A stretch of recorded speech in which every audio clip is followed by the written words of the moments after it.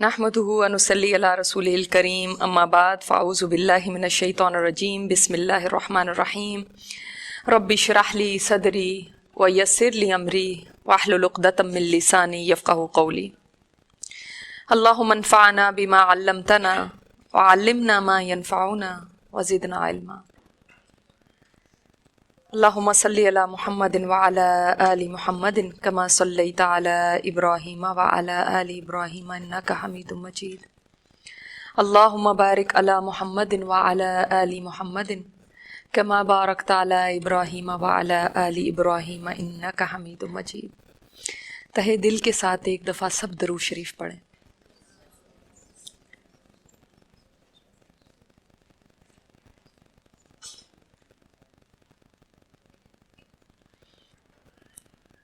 एक वो दिन था जब हमने ये किताब तजल्लियात नबूवत शुरू की थी।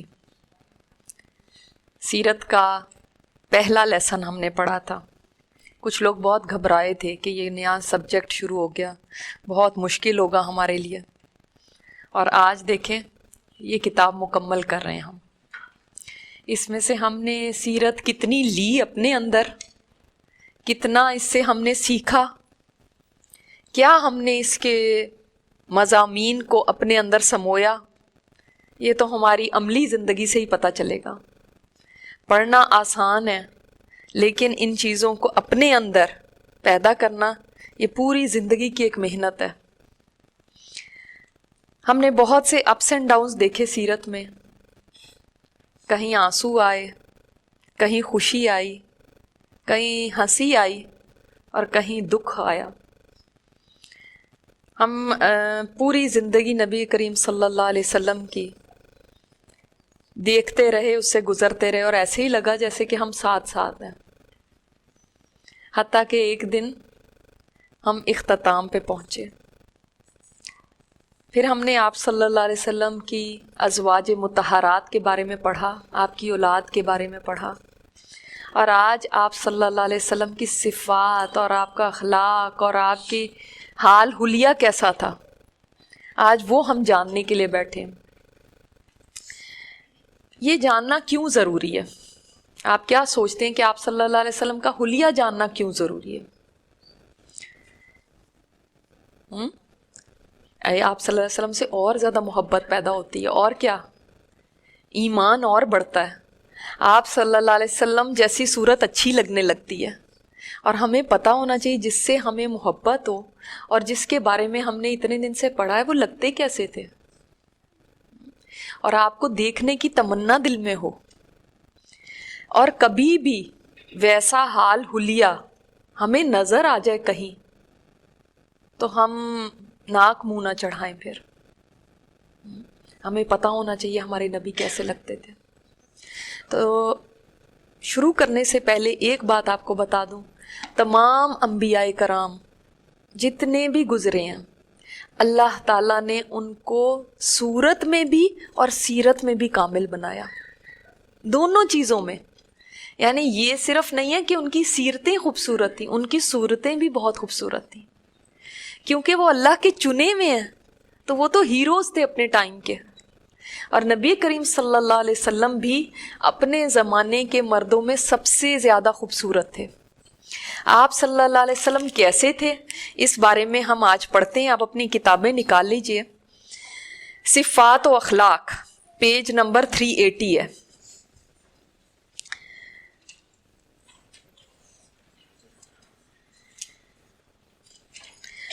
रसूलुल्लाह सल्लल्लाहु अलैहि वसल्लम जमाले खल्कत और कमाले अखलाक में सबसे नुमायां थे।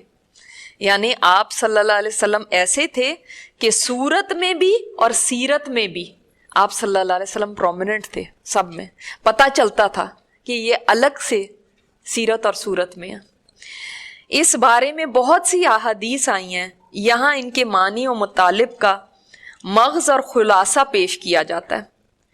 ये बहुत सारी रिवायात जो सहाबा से है ना, उन सब का निचोड़ है जो यहाँ पे आज हम पढ़ने जा रहे हैं।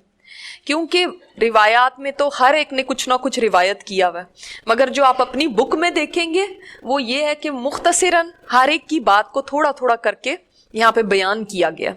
لیکن ان کے پیچھے تمام کے پیچھے روایات ہیں. ایسا نہیں ہے کہ ایسے ہی لکھ دیا گیا ہو کسی نے, مصنف نے یوں ہی بس کسی کی تعریف کے اندر ادھر کے ادھر کلابے ملائے ہوں, ایسا نہیں ہے.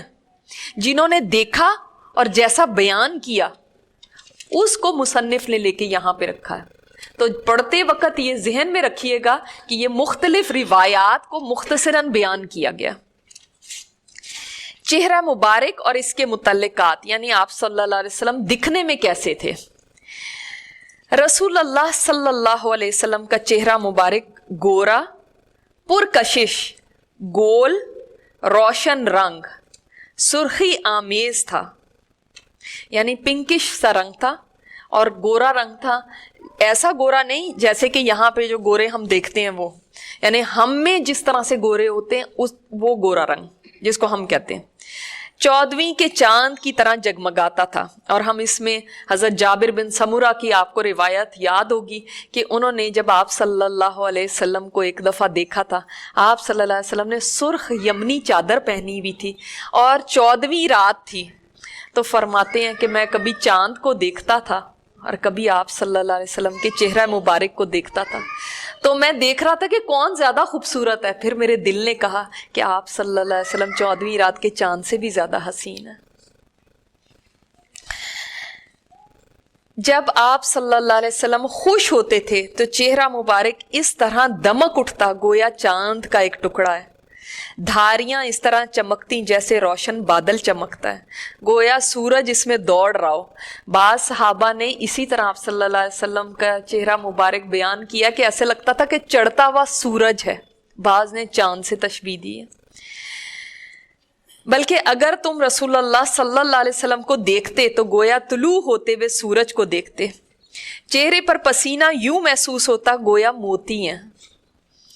یہ صحابہ نے خود بیان کیا ہے, مصنف کی بات نہیں ہے. اور پسینے کی خوشبو مشک خالص سے بھی بڑھ کر ہوتی تھی, یعنی آپ صلی اللہ علیہ وسلم کا جو پسینہ مبارک تھا وہ خوشبودار تھا. اب یہ بھی بات صرف لکھنے کی حد تک نہیں ہے بلکہ بہت سارے صحابہ نے یہ بات روایت کی ہے. اور دیکھیں اگر یہ بات خدا نخواستہ غلط ہوتی تو ایک کہتا یا دوسرا کہتا کہ یہ تو بات غلط ہے, ایسا تو کچھ ہوا ہی نہیں. لیکن جب اتنی ساری روایات آتی ہیں تو پھر پتہ چلتا ہے کہ بات سچی ہے, سب نے یہ بات محسوس کی. بلکہ حضرت ام سلیم جو تھیں آپ صلی اللہ علیہ وسلم کبھی اگر ان کے گھر میں آرام فرماتے تھے تو جیسے ہوتا ہے نا کہ پسینہ آ جاتا ہے, اس وقت کوئی پنکھے اے سی تو تھا نہیں, تو وہ آپ صلی اللہ علیہ وسلم کا پسینہ مبارک ایک شیشی میں جمع کر لیتی اور اس کو خوشبو کے طور پہ استعمال کرتی تھی. اتنا خوشبودار تھا آپ کا پسینہ. دیکھیں یہ انسان سوچتا ہے کہ ایسے کیسے ہو سکتا ہے, لیکن ایسا ہو سکتا ہے جب ایک انسان ظاہری اور باطنی طور پر اس قدر پاک ہونا اور اللہ تعالیٰ کی اس کے اوپر خاص رحمتیں ہوں تو ایسا ضرور ہو سکتا ہے. کیونکہ ہم اپنے جیسا ایسا کوئی دیکھتے نہیں ہیں آپ جیسا آج کی دنیا میں, تو ہمیں فیل ہوتا ہے کہ کیسے ہو سکتا ہے, لیکن آپ صلی اللہ علیہ وسلم ایسے ہی تھے. بلکہ آپ صلی اللہ علیہ وسلم خوشبو بہت زیادہ پسند کیا کرتے تھے. بدبو سے آپ کو نفرت تھی. آپ کو پتہ ہے سورہ تحریم میں آتا ہے آپ صلی اللہ علیہ وسلم نے کیوں اپنے اوپر شہد کو حرام کر لیا تھا, کہ ازواج نے فرمایا تھا نا کہ آپ کی اس کی بدبو آ رہی ہے, تو آپ نے فرمایا میں اپنے اوپر حرام کر لیتا ہوں, اب نہیں میں کبھی شہد پیوں گا, کیونکہ آپ کو بدبو بہت ناپسند تھی. اور عائشہ رضی اللہ تعالیٰ عنہ فرماتی ہیں کہ جب آپ صلی اللہ علیہ وسلم احرام پہننے لگتے تو اس سے پہلے میں آپ کو عمدہ خوشبو لگاتی تھی. آپ کو عمدہ خوشبو لگاتی تھی, وہ خود لگاتی تھی. عید وغیرہ پہ بھی آتا ہے کہ آپ کو خوشبو لگائی جاتی تھی. اور یہ بھی آتا ہے کہ آپ صلی اللہ علیہ وسلم کو کوئی خوشبو کا تحفہ جب دیتا تھا تو آپ اس کو کبھی واپس نہیں لوٹاتے تھے. خوشبو کے تحفے کو اتنا پسند کرتے تھے. اور آپ صلی اللہ علیہ وسلم نے خوشبو, یعنی یہ بھی آتا ہے کہ عود بھی آپ صلی اللہ علیہ وسلم نے اس کی بھی دھونی لی ہوئی ہے. اور آپ صلی اللہ علیہ وسلم نے اور بھی کئی خوشبوئیں استعمال کی ہوئی ہیں. اور ان کے اندر ایک دفعہ کا یہ بھی بیان آتا ہے کہ آپ صلی اللہ علیہ وسلم کے بارے میں کہ آپ نے خوشبو استعمال کی اور اس کا اثر آپ کے بال مبارک ان میں بھی آ گیا. یعنی خوشبو بہت ساری لگائی تھی تو اس کا اثر پتہ چل رہا تھا آپ صلی اللہ علیہ وسلم کے بالوں میں. تو اتنی آپ خوشبو پسند کیا کرتے تھے. اس سے ہمیں دیکھیں جب ہم ساری آپ صلی اللہ علیہ وسلم کی یہ باتیں پڑھیں نا تو ہمیں خود بھی سوچنا چاہیے کہ اس کا مطلب ہمیں بھی اپنے اندر سے, اپنے جسم سے, اپنے کپڑوں سے کبھی بھی ایسا نہیں ہونا چاہیے کہ بدبو آئے کسی کو. کیا عورتیں باہر نکلتے وقت تو ایسی پھیلتی ہوئی خوشبو نہیں لگا سکتی, لیکن اپنے گھر میں ضرور خوشبو استعمال کیجیے, مہکتے رہیں.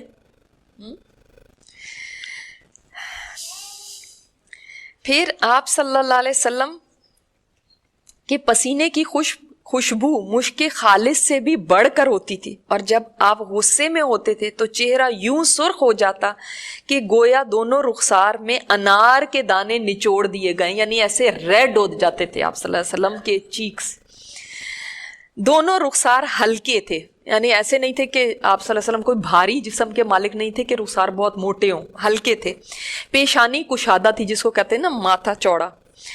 ابرو کماندار باریک تھی, یعنی ایسی آئی بروز تھی کہ بالکل سٹریٹ نہیں تھی, تھوڑا سا ان کے اندر گولائی تھی, باریک اور کامل تھی. باہم ملے نہ تھے, اور کہا جاتا ہے ملے تھے, یعنی جڑے ہوئے نہیں تھے آپس کے اندر. اور بعض میں آتا ہے کہ ہلکے سے بال تھے لیکن ایسے نہیں جڑے ہوئے تھے جیسے جو بدنما لگتے ہیں کہ جڑے ہوں. آنکھیں کشادہ تھیں, یعنی بڑی بڑی آنکھیں تھیں آپ صلی اللہ علیہ وسلم کی. ان کی سفیدی میں سرخی کی آمیزش تھی, جیسے کہتے ہیں نا کہ سفید جو پارٹ تھا اس کے اندر جیسے ہم اپنے ہاں بولتے بھی ہیں سرخ ڈورے, ایسے تھے. پتلی سخت سیاہ تھی, یعنی جو پیپل تھا نا یہ بالکل جیٹ بلیک تھا. اور پلکوں کے بال لمبے اور گھنے تھے. آج کل یہ بیوٹی سمجھی جاتی ہے کہ آئی لیشز جو ہیں وہ لمبی ہوں. تم دیکھتے تو کہتے آنکھوں میں سرما لگا رکھا ہے, حالانکہ آپ سرما لگائے ہوئے نہیں ہوتے تھے, یعنی ایسی تھی آنکھیں. اگر آپ لوگ اپنے فون ذرا تھوڑی دیر کے لیے بند کر دیں تو بہتر ہوگا تاکہ ہماری ریکارڈنگز میں پرابلم نہیں ہو. ناک کا بانسا بلند اور خمدار تھا, جیسے اس کو کہتے ہیں بانسا کیا کہتے ہیں, یہ جو ہڈی ہوتی ناک کی, یعنی کھڑی ناک تھی, بیٹھی بھی نہیں تھی. اس پر نور سا بلند ہوتا ہوا محسوس ہوتا تھا, ایسے لگتا تھا کہ روشن ہے, چمک رہی ہے. دونوں کان مکمل تھے, منہ خوبصورت اور بڑا تھا. سامنے کے دونوں دانتوں میں ذرا سا فاصلہ تھا.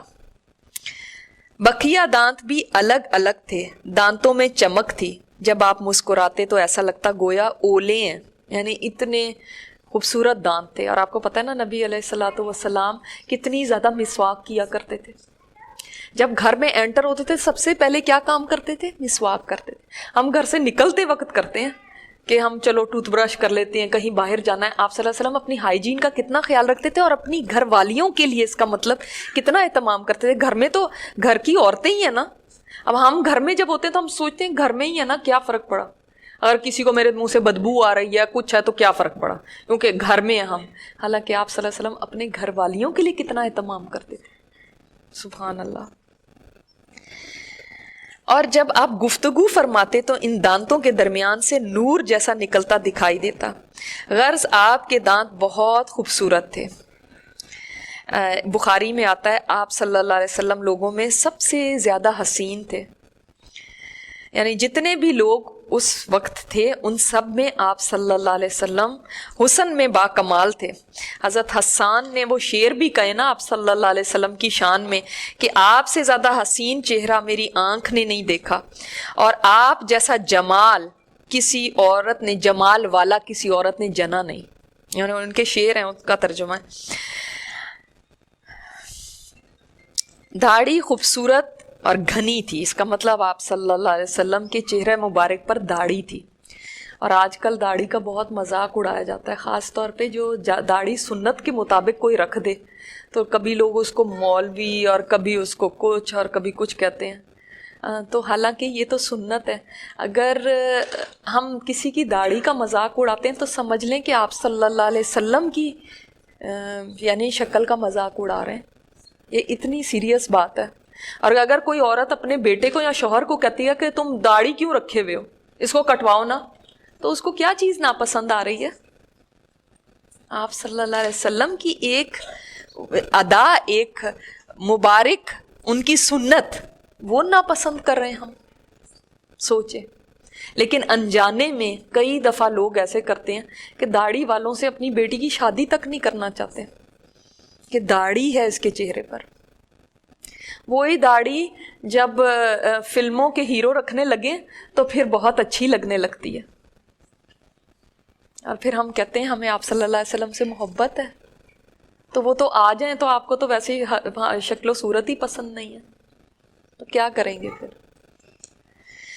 اور کنپٹی سے کنپٹی تک, فرام ہیئر ٹو ہیئر, یعنی یہاں تک داڑھی تھی فل, سینے کو بھرے ہوئے تھی, یعنی سینے کے آگے آتی تھی, یعنی اس کا مطلب لمبی تھی, اور سخت کالی تھی, جیٹ بلیک بال تھے.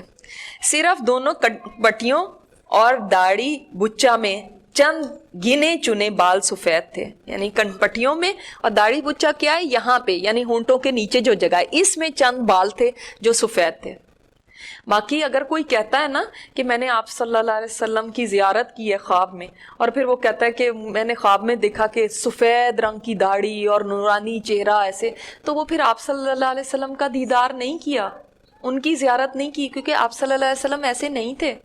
آپ صلی اللہ علیہ وسلم کے تو سارے بال ہی کالے تھے, سفید تو کہیں کہیں آئے تھے.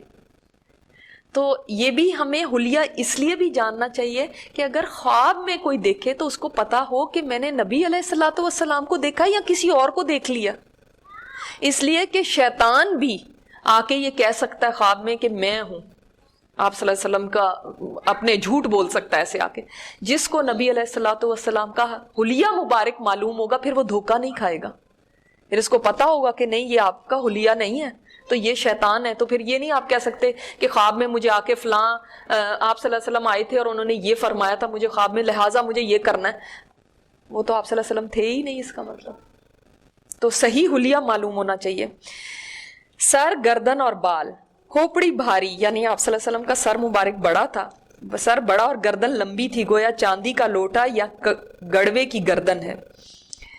بال دونوں کانوں کے نصف یا لو تک ہوا کرتے تھے, یعنی کانوں کی لو تک آتے تھے بال یا نصف تک, اور کبھی کبھی اس سے نیچے بھی ہوتے تھے, کبھی اس سے نیچے بھی ہو جایا کرتے تھے, اور کبھی کبھی دونوں کندھوں کو چھوتے تھے, یعنی یہاں تک بھی بال آ جاتے تھے. چند بال پیشانی کے بھی سفید تھے, مگر اتنے کم کہ سر اور داڑھی ملا کر بھی کل 20 بال سفید نہیں تھے. یعنی یہ پھر ذہن سے نکال دیں کہ آپ صلی اللہ علیہ وسلم کی, جیسے ذہن کے اندر کبھی آتا ہے چہرہ تو وائٹ پوری داڑھی ہو, ایسا نہیں تھا. آپ صلی اللہ علیہ وسلم ناغے سے سر اور داڑھی میں کنگھی فرماتے تھے, یعنی ایوری ڈے نہیں, آلٹرنیٹ ڈیز میں. اس لیے کہ صحابہ فرماتے ہیں کبھی ہم نے آپ صلی اللہ علیہ وسلم کے بالوں کو بکھرا ہوا نہیں دیکھا تھا. آپ صلی اللہ علیہ وسلم اپنے بالوں کو, داڑھی کے بالوں کو گیلا کرتے تھے, پھر اس میں کنگھی فرماتے تھے. اور ہم یہ بھی جانتے ہیں کہ آپ صلی اللہ علیہ وسلم کے سر کے یعنی کنگھی اپنے ساتھ رکھا کرتے تھے سفر میں بھی, اور تیل بھی لگایا کرتے تھے اپنے بالوں میں, اور اپنے بال پیچھے کرتے تھے بالوں کو, اور کبھی کبھی اس میں سے خود مانگ نکل آتی تھی. خود اسپیشلی نہیں مانگ نکالتے تھے, لیکن خود سے مانگ نکل آتی تھی درمیان میں, تو سر کے درمیان سے مانگ نکالتے, یعنی اگر کبھی نکالی تو سر کے درمیان سے, ورنہ آپ صلی اللہ علیہ وسلم اپنے بال پیچھے لے جاتے تھے اور خود بخود اگر مانگ نکل آئی تو نکل آئی. اگر آج کوئی بیچ سے مانگ نکال لے تو لوگوں کو وہ بھی بری لگتی ہے. اللہ اکبر. اسی طرح آپ صلی اللہ علیہ وسلم نے کبھی سر میں خضاب نہیں لگایا تھا, کیونکہ ضرورت ہی نہیں تھی. اور ہاں, بالوں میں خوشبو لگاتے تھے, اس زمانے میں ایسی خوشبو ہوتی تھی جو بالوں میں بھی لگائی جاتی تھی, تو خوشبو لگاتے تھے, لیکن کبھی ان کو کالے کرنے کے لیے خضاب نہیں لگایا تھا. اعضاء و اطراف, یعنی آپ صلی اللہ علیہ وسلم کی باڈی کیسی تھی اور آپ کی سائیڈز کیسی تھی. ہڈیوں کے سرے, اگر پیچھے چلے جائیں, ہڈیوں کے سرے مثلاً کونیاں, کندھے اور گھٹنے بڑے بڑے تھے, یعنی یہ جو جوائنٹس ہیں یہ کیسے تھے, بڑے تھے. کلائیاں بڑی بڑی اور ان کے جوڑ لمبے لمبے تھے. ہتھیلیاں یعنی یہ پام اور قدم کشادہ تھے.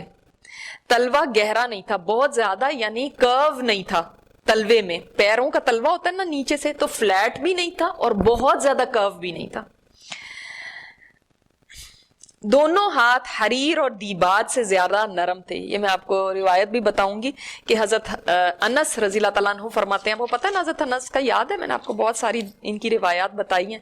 हजरत अनस बच्चे थे और आप सल्लल्लाहु अलैहि वसल्लम की खिदमत में 10 साल रहे थे, तो बच्चे होने की वजह से वो आप सल्लल्लाहु अलैहि वसल्लम की तरफ देख लेते थे, वरना अमर बिन आस, इनसे बहुत सारे सहाबा ने आप सल्लल्लाहु अलैहि वसल्लम का हुलिया मुबारक नहीं बयान किया। अमर बिन आस देखें क्या फरमाते हैं, ये बहुत बाद में मुसलमान हुए थे, बहुत बाद में, और बहुत यानी थोड़ा अरसा आप सल्लल्लाहु अलैहि वसल्लम के साथ रहा इनका और आपका, क्योंकि सोहबत में आपकी यानी चंद साल ही रहे। तो ये फरमाते हैं कि मुझे कोई चीज इससे ज्यादा महबूब नहीं थी जितनी ये कि मैं आपके चेहरे को देखता ही रहूं। यानी इतना ज्यादा इनको शौक था आप सल्लल्लाहु अलैहि वसल्लम को देखने का। कहते हैं इसके बावजूद तुम मुझे पूछो कि आप सल्लल्लाहु अलैहि वसल्लम कैसे थे तो मैं बयान नहीं कर सकता। क्यों? कि फरमाते हैं इसलिए कि आप सल्लल्लाहु अलैहि वसल्लम की तरफ देखने का जितना शौक था, वहां यह भी था कि आपकी तरफ आंख भर के मैं देख नहीं पाता था, आपके जलाल, आपकी अजमत की वजह से। आपको पता है जिससे बड़ी मोहब्बत होती है ना और बहुत ज्यादा एहतराम होता है, वाकई ये मैंने खुद एक्सपीरियंस किया, आपसे उसकी तरफ देखा नहीं जाता। जिससे बहुत मोहब्बत और एहतराम बहुत होता है तो उसका एक अपना रोब होता है ना, सुभान अल्लाह, नबूवत का एक रोब था। तो कहते हैं आप मुझे पूछो कि वो कैसे थे, तो हालांकि मुझे इतना शौक था कि मैं उनकी तरफ देखता ही रहूं, लेकिन मैं फिर भी नहीं बयान कर सकता वो कैसे थे। अब हज़रत अनस तो बच्चे हैं, वो बच्चों को इतनी बात नहीं वो होती ना, तो बच्चे होते हुए, अच्छा हज़रत अनस के बारे में एक बड़ी जबरदस्त बात आपको बताऊं। हज़रत अनस जो थे, इनकी अम्मी छोड़ आई थी इनको आप सल्लल्लाहु अलैहि वसल्लम के पास कि ये आपकी खिदमत किया करेगा ये बच्चा। मैं सोचती हूँ कितना बड़ा ऑनर था ना। आज दीन के लिए कोई अपने बच्चे को फारिग नहीं करता, उन्होंने अपने बच्चे को क्या किया कि आपके पास रहेगा, आपकी खिदमत करेगा। तो अनस रज़ी अल्लाह तआला उन्होंने बहुत सारी अहादीस भी रिवायत की हैं, और इनकी माँ ने आके कहा आप सल्लल्लाहु अलैहि वसल्लम से कि ये आपका खादिम है तो इसको दुआ दें कोई। तो आप सल्लल्लाहु अलैहि वसल्लम ने इनको दुआ दी थी कि या अल्लाह अनस की ज़िंदगी में बरकत देना, और इसकी औलाद में बरकत देना, और इसके माल में बरकत देना। तो जानते हैं हज़रत अनस ने कितनी लंबी उम्र पाई। उस ज़माने में भी लोग एवरेज एजेस 60, 70 इसी तरह होती थी, उन्होंने 110 ईयर्स की उम्र पाई, और उनके इतने बच्चे थे, और बच्चों के बच्चे इतने थे कि माशाल्लाह उनको खुद ही नहीं पता था कि मेरे कितने, मतलब आगे से आगे ग्रैंड चिल्ड्रन कितने हैं। और उनकी माल का तो हाल ये था कि इससे आप अंदाजा लगाइए कि कहते हैं कि मट्टी को भी हाथ लगाते थे तो सोना बन जाती थी। लोग आते थे उनके पास कि आप किसी तरह हमारे शरीक बन जाए हमारे कारोबार में, क्योंकि हमारे शरीक बनेंगे तो इनकी वजह से हमारे कारोबार में, हमारा भी कारोबार चल जाएगा। आप कुछ ना करें, बस हमारे शरीक बन जाए, यानी आपका नाम ही साथ हमारे हो जाए तो हमें बरकत मिल जाएगी। सुभान अल्लाह। तो ये वो हजरत अनस से फरमाते हैं आप सल्लल्लाहु अलैहि वसल्लम ना बहुत लंबे थे ना बहुत पस्त कद थे, छोटे कद के भी नहीं थे, बहुत लंबे कद के नहीं थे। और आप सल्लल्लाहु अलैहि वसल्लम ना बहुत गोरे थे ना बिल्कुल सांवले थे, दरमियाना रंग था। बाल ना घुंघरियाले थे ना बिल्कुल सीधे थे, यानी जैसे होते ना वेवी से, लेकिन ऐसे नहीं कि घुंघरियाले हो, ऐसे भी नहीं कि बिल्कुल स्ट्रेट हो। और मैंने कोई खुशबू आपकी खुशबू से ज्यादा बेहतर नहीं सूंघी, कि फरमाते हैं कि जैसे आपकी हथेलियां ऐसे थीं कि वेलवेट और सिल्क से ज्यादा नरम, ये उन्होंने फरमाया। इसी तरह आपके बालों के बारे में हज़रत बर्रा बिन आजिब ने फरमाया कि आप सल्लल्लाहु अलैहि वसल्लम के जो बाल मुबारक थे वो बहुत घने थे, घने बालों के मालिक थे आप सल्लल्लाहु अलैहि वसल्लम। तो फरमाते हैं कि दोनों हाथ हरीर और दीबाज से ज्यादा नरम थे, यानी वेलवेट और सिल्क से ज्यादा, बर्फ से ज्यादा ठंडे और मुश्क से ज्यादा खुशबूदार। कोहनी से ऊपर और नीचे दोनों बाजू और अतराफ भारी भरकम थे, यानी ऐसे नहीं थी कि पतली पतली यहां से वो हों बाजुएं, और अतराफ भारी भरकम थे। एड़ियां और पिंडलियां हल्की थीं, दोनों कंधों के दरमियान दूरी थी, जिसको हम आजकल कहते हैं ब्रॉड शोल्डर्स। आदमियों के लिए ये एक बड़ी हैंडसमनेस की निशानी होती कि ब्रॉड शोल्डर्स हो। اطراف لمبے، سینہ کشادہ، اور چیسٹ بھی آپ کا، سینہ بھی آپ کا کشادہ تھا،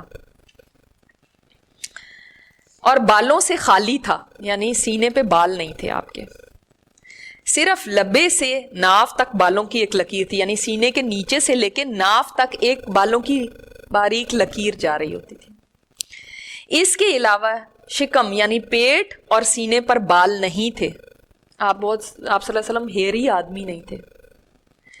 کندھے اور اس سے متصل بازو پر البتہ بال تھے، یعنی تھوڑے سے کندھوں پر اور اس کے ساتھ بازو پر۔ سینہ اور شکم برابر تھے، یعنی ایسا نہیں تھا کہ پیٹ باہر نکلا ہو۔ بغل کا رنگ مٹیالہ تھا اور پیٹھ ایسی تھی گویا ڈھلی ہوئی چاندی، یعنی اتنی سفید تھی۔ قد و قامت جسم، آپ صلی اللہ علیہ وسلم کا قد خوبصورت تھا، قامت معتدل اور پیکر سیدھا تھا، یعنی اسٹریٹ رہتے تھے، ایسے جھکے ہوئے نہیں تھے، جس سے پتہ چلتا ہے کہ آپ صلی اللہ علیہ وسلم کا پوسچر جو تھا وہ کیسا تھا، بالکل اسٹریٹ، نہ بہت لمبے تھے نہ چھوٹا قد تھا، نہ آپ ناٹے کھوٹے یعنی چھوٹے قد کے، آپ ان الفاظ کے میننگ لکھتے جائیں کیونکہ بعد میں آپ کو یہ بھول جائیں گے، نہ لمبے تڑنگے، لیکن طول سے قریب تر تھے، یعنی لمبائی سے قریب تر تھے، یعنی اگر کوئی انسان دیکھتا تھا تو لمبائی کی طرف زیادہ آپ سمجھ سکتے ہیں، لیکن بہت لمبے نہیں تھے، جو کہ وہ بھی ایک عجیب لگتا ہے انسان۔ چنانچہ کوئی شخص جو لمبائی کی طرف منسوب ہوتا وہ آپ کے ساتھ چلتا تو آپ صلی اللہ علیہ وسلم اس سے لمبے ہوتے۔ یہ بھی اللہ تعالیٰ کی طرف سے ایک معجزہ تھا کہ کوئی بڑا لمبا بھی آپ کے ساتھ چلتا تھا تو ایسے لگتا تھا کہ آپ صلی اللہ علیہ وسلم اس سے لمبے ہیں۔ جسامت معتدل تھی اور بدن گٹھا ہوا تھا، نہ زیادہ موٹے نہ بالکل دبلے پتلے، ایک ہوتا ہے بندہ بالکل سٹک کی طرح، وہ بھی نہیں اچھا لگتا، ایک بندہ موٹا ہوتا ہے وہ بھی نہیں اچھا لگتا، درمیانے تھے، یعنی آپ صلی اللہ علیہ وسلم کی ساری جو چیزیں نا اس میں اعتدال ہے، آپ دیکھیں اس میں کہیں پہ ایسا نہیں ہے کہ کوئی ایک چیز ایکسٹریم پہ چلی جائے، بلکہ دو شاخوں کے درمیان ایک شاخ تھے۔ کیا مطلب ہے؟ جیسے دو برانچز ہوں کسی درخت کی اور ان کے درمیان ایک برانچ ہو جو بالکل سیدھی ہوتی ہے، جو تینوں میں سے سب سے زیادہ تازہ خوش منظر تھی۔ آپ کا قد سب سے زیادہ خوبصورت تھا۔ خوشبو، آپ صلی اللہ علیہ وسلم کا جسم، پسینہ اور اعضاء تمام خوشبوؤں سے زیادہ خوشبودار تھے۔ حضرت انس رضی اللہ تعالیٰ عنہ ارشاد فرماتے ہیں کہ میں نے کبھی کوئی عنبر یا مشک یا کوئی ایسی خوشبو نہیں سونگھی جو رسول اللہ صلی اللہ علیہ وسلم کی خوشبو سے بہتر رہی ہو۔ سبحان اللہ۔ دیکھیں ہر ایک انسان کی ایک خوشبو ہوتی ہے نا، خاص طور پہ ماؤں کی ایک خوشبو ہوتی ہے، ایسا ہے نا، ہر ایک انسان کو پتا ہوا اس کی ایک ماں کی خوشبو ہوتی ہے۔ تو آپ صلی اللہ علیہ وسلم کی جو خوشبو تھی وہ ایسی نہیں تھی کہ باڈی اسمیل ہو، بلکہ کیسی خوشبو تھی کہ میں نے فرماتے ہیں ایسی کوئی خوشبو کبھی سونگھی ہی نہیں۔ کوئی پرابلم ہے ان کو جانے میں؟ اچھا، جابر رضی اللہ تعالیٰ عنہ کہتے ہیں کہ آپ کسی راستے سے تشریف لے جاتے اور آپ کے بعد کوئی اور گزرتا تو آپ کی خوشبو کی وجہ سے ضرور جان جاتا کہ آپ یہاں سے گزرے ہیں۔ سبحان اللہ، اتنی خوشبو تھی کہ جس راستے سے گزر جاتے تو بعد میں وہاں سے گزرنے والا جان لیتا کہ آپ صلی اللہ علیہ وسلم یہاں سے گزرے ہیں۔ اتنی یونیک خوشبو تھی اور اتنی زیادہ خوشبو ہوتی تھی۔ اور آپ صلی اللہ علیہ وسلم کسی آدمی سے مصافحہ فرماتے تو وہ دن بھر اس کی خوشبو محسوس کرتا تھا۔ سبحان اللہ، یعنی کسی سے ہاتھ ملا لیتے تھے نا تو سارا دن اس کو اپنے ہاتھ سے خوشبو آتی رہتی تھی۔ اور آپ کسی بچے کے سر پر اپنا ہاتھ پھیرتے تو اس کی خوشبو کی وجہ سے وہ بچوں کے درمیان پہچان لیا جاتا کہ آپ صلی اللہ علیہ وسلم نے فلاں بچے کو پیار کیا ہوا ہے، اس کے سر سے خوشبو آ رہی۔ سبحان اللہ۔ حضرت سلیم نے آپ کا پسینہ ایک شیشی میں محفوظ کر رکھا تھا اور اسے خوشبو میں ڈالتی تھیں کیونکہ وہ سب سے عمدہ خوشبو تھی۔ سبحان اللہ۔ اور یہ بھی آتا ہے کہ سلیم دوائی کے لیے بھی آپ صلی اللہ علیہ وسلم کے پسینے کا ایک ڈراپ ڈالتی تھی پانی میں اور کسی کو دے دیتی تھی اور اس کو شفا ہو جاتی تھی۔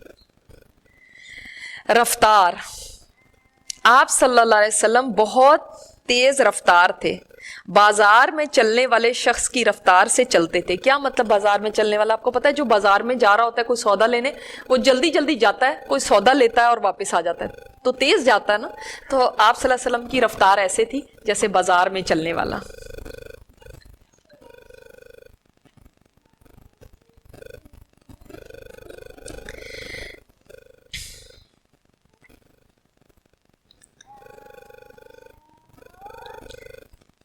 درماندہ اور سست نہیں تھے آپ. درماندہ مطلب کیا؟ تھکے تھکے. جیسے کہ بعض دفعہ ہماری چال کیسی ہوتی ہے جب ہم سوچتے ہیں کہ پتہ نہیں ہم دین والے ہو گئے ہیں تو اب ہمیں ایسے ہی چلنا چاہیے، بالکل نحیف چال کے ساتھ، ایسے کہ ہم بڑے. یہ چال آپ صلی اللہ علیہ وسلم کی تو نہیں تھی. آپ کی چال ایکٹیو تھی. کب انسان کی چال ایسی سست ہوتی ہے؟ جب یا تو اس کے اندر طاقت نہیں ہوتی یا پھر وہ ڈپریس ہوتا ہے. اس کا مطلب آپ صلی اللہ علیہ وسلم نہ تو ڈپریس تھے اور نہ ہی ایسے کمزور تھے کہ آپ سے چلا نہ جائے، بلکہ ایکٹیو آدمی تھے. تو کوئی آپ کا ساتھ نہ پکڑ پاتا تھا، یعنی کیپ اپ نہیں کر پاتا تھا جو آپ کے ساتھ چل رہے ہوتے تھے. ابو ہریرہ فرماتے ہیں میں نے کسی کو رسول اللہ صلی اللہ علیہ وسلم سے بڑھ کر تیز رفتار نہیں دیکھا، یعنی اتنی تیز چلتے تھے. اور فرماتے ہیں گویا زمین آپ کے لیے لپیٹ دی جا رہی، جیسے زمین آپ کے آگے لپیٹ دی گئی. اور علماء کہتے ہیں کہ واقعی شاید اللہ تعالیٰ نے زمین جیسے آپ کے لیے بچھا ہی دی ہو. سبحان اللہ، کہ زمین آپ کے آگے یعنی آپ صلی اللہ علیہ وسلم ایسے چلتے تھے جیسے ڈھلوان پہ، سلوپ پہ جا رہے ہیں، تو جیسے اللہ تعالیٰ زمین کو لپیٹتا جا رہا ہے آپ کے لیے. فرماتے ہیں ہم تو اپنے آپ کو تھکا مارتے اور آپ بے پرواہی سے چلتے رہتے، یعنی ہم کیپ اپ کرنے کے لیے جیسے انسان کی سانس پھول جاتی ہے، وہ تیز سے چل رہا ہے اور ذرا ایفرٹ لگانی پڑے، اور آپ صلی اللہ علیہ وسلم آرام سے جا رہے ہیں. آپ کی وہ عام رفتار تھی. اچھا یہ بھی دیکھیں نا کہ جب انسان بہت بھاری بھرکم ہوتا ہے تب بھی نہیں وہ ایسے چل سکتا. اس کا مطلب آپ صلی اللہ علیہ وسلم کا جسم بھاری نہیں تھا. اور اگر اتنا پتلا ہوتا کہ آپ کے اندر انرجی ہی نہ ہوتی تو پھر بھی نہیں چل سکتے تھے. اس سے بھی آپ کو پتہ چلتا ہے کہ معتدل درمیانہ تھا آپ کا جو جسم. آپ جب قدم رکھتے تو پورا قدم رکھتے تھے، یعنی ٹپی ٹوز پہ نہیں چلتے تھے، پورا قدم جما کے رکھتے تھے.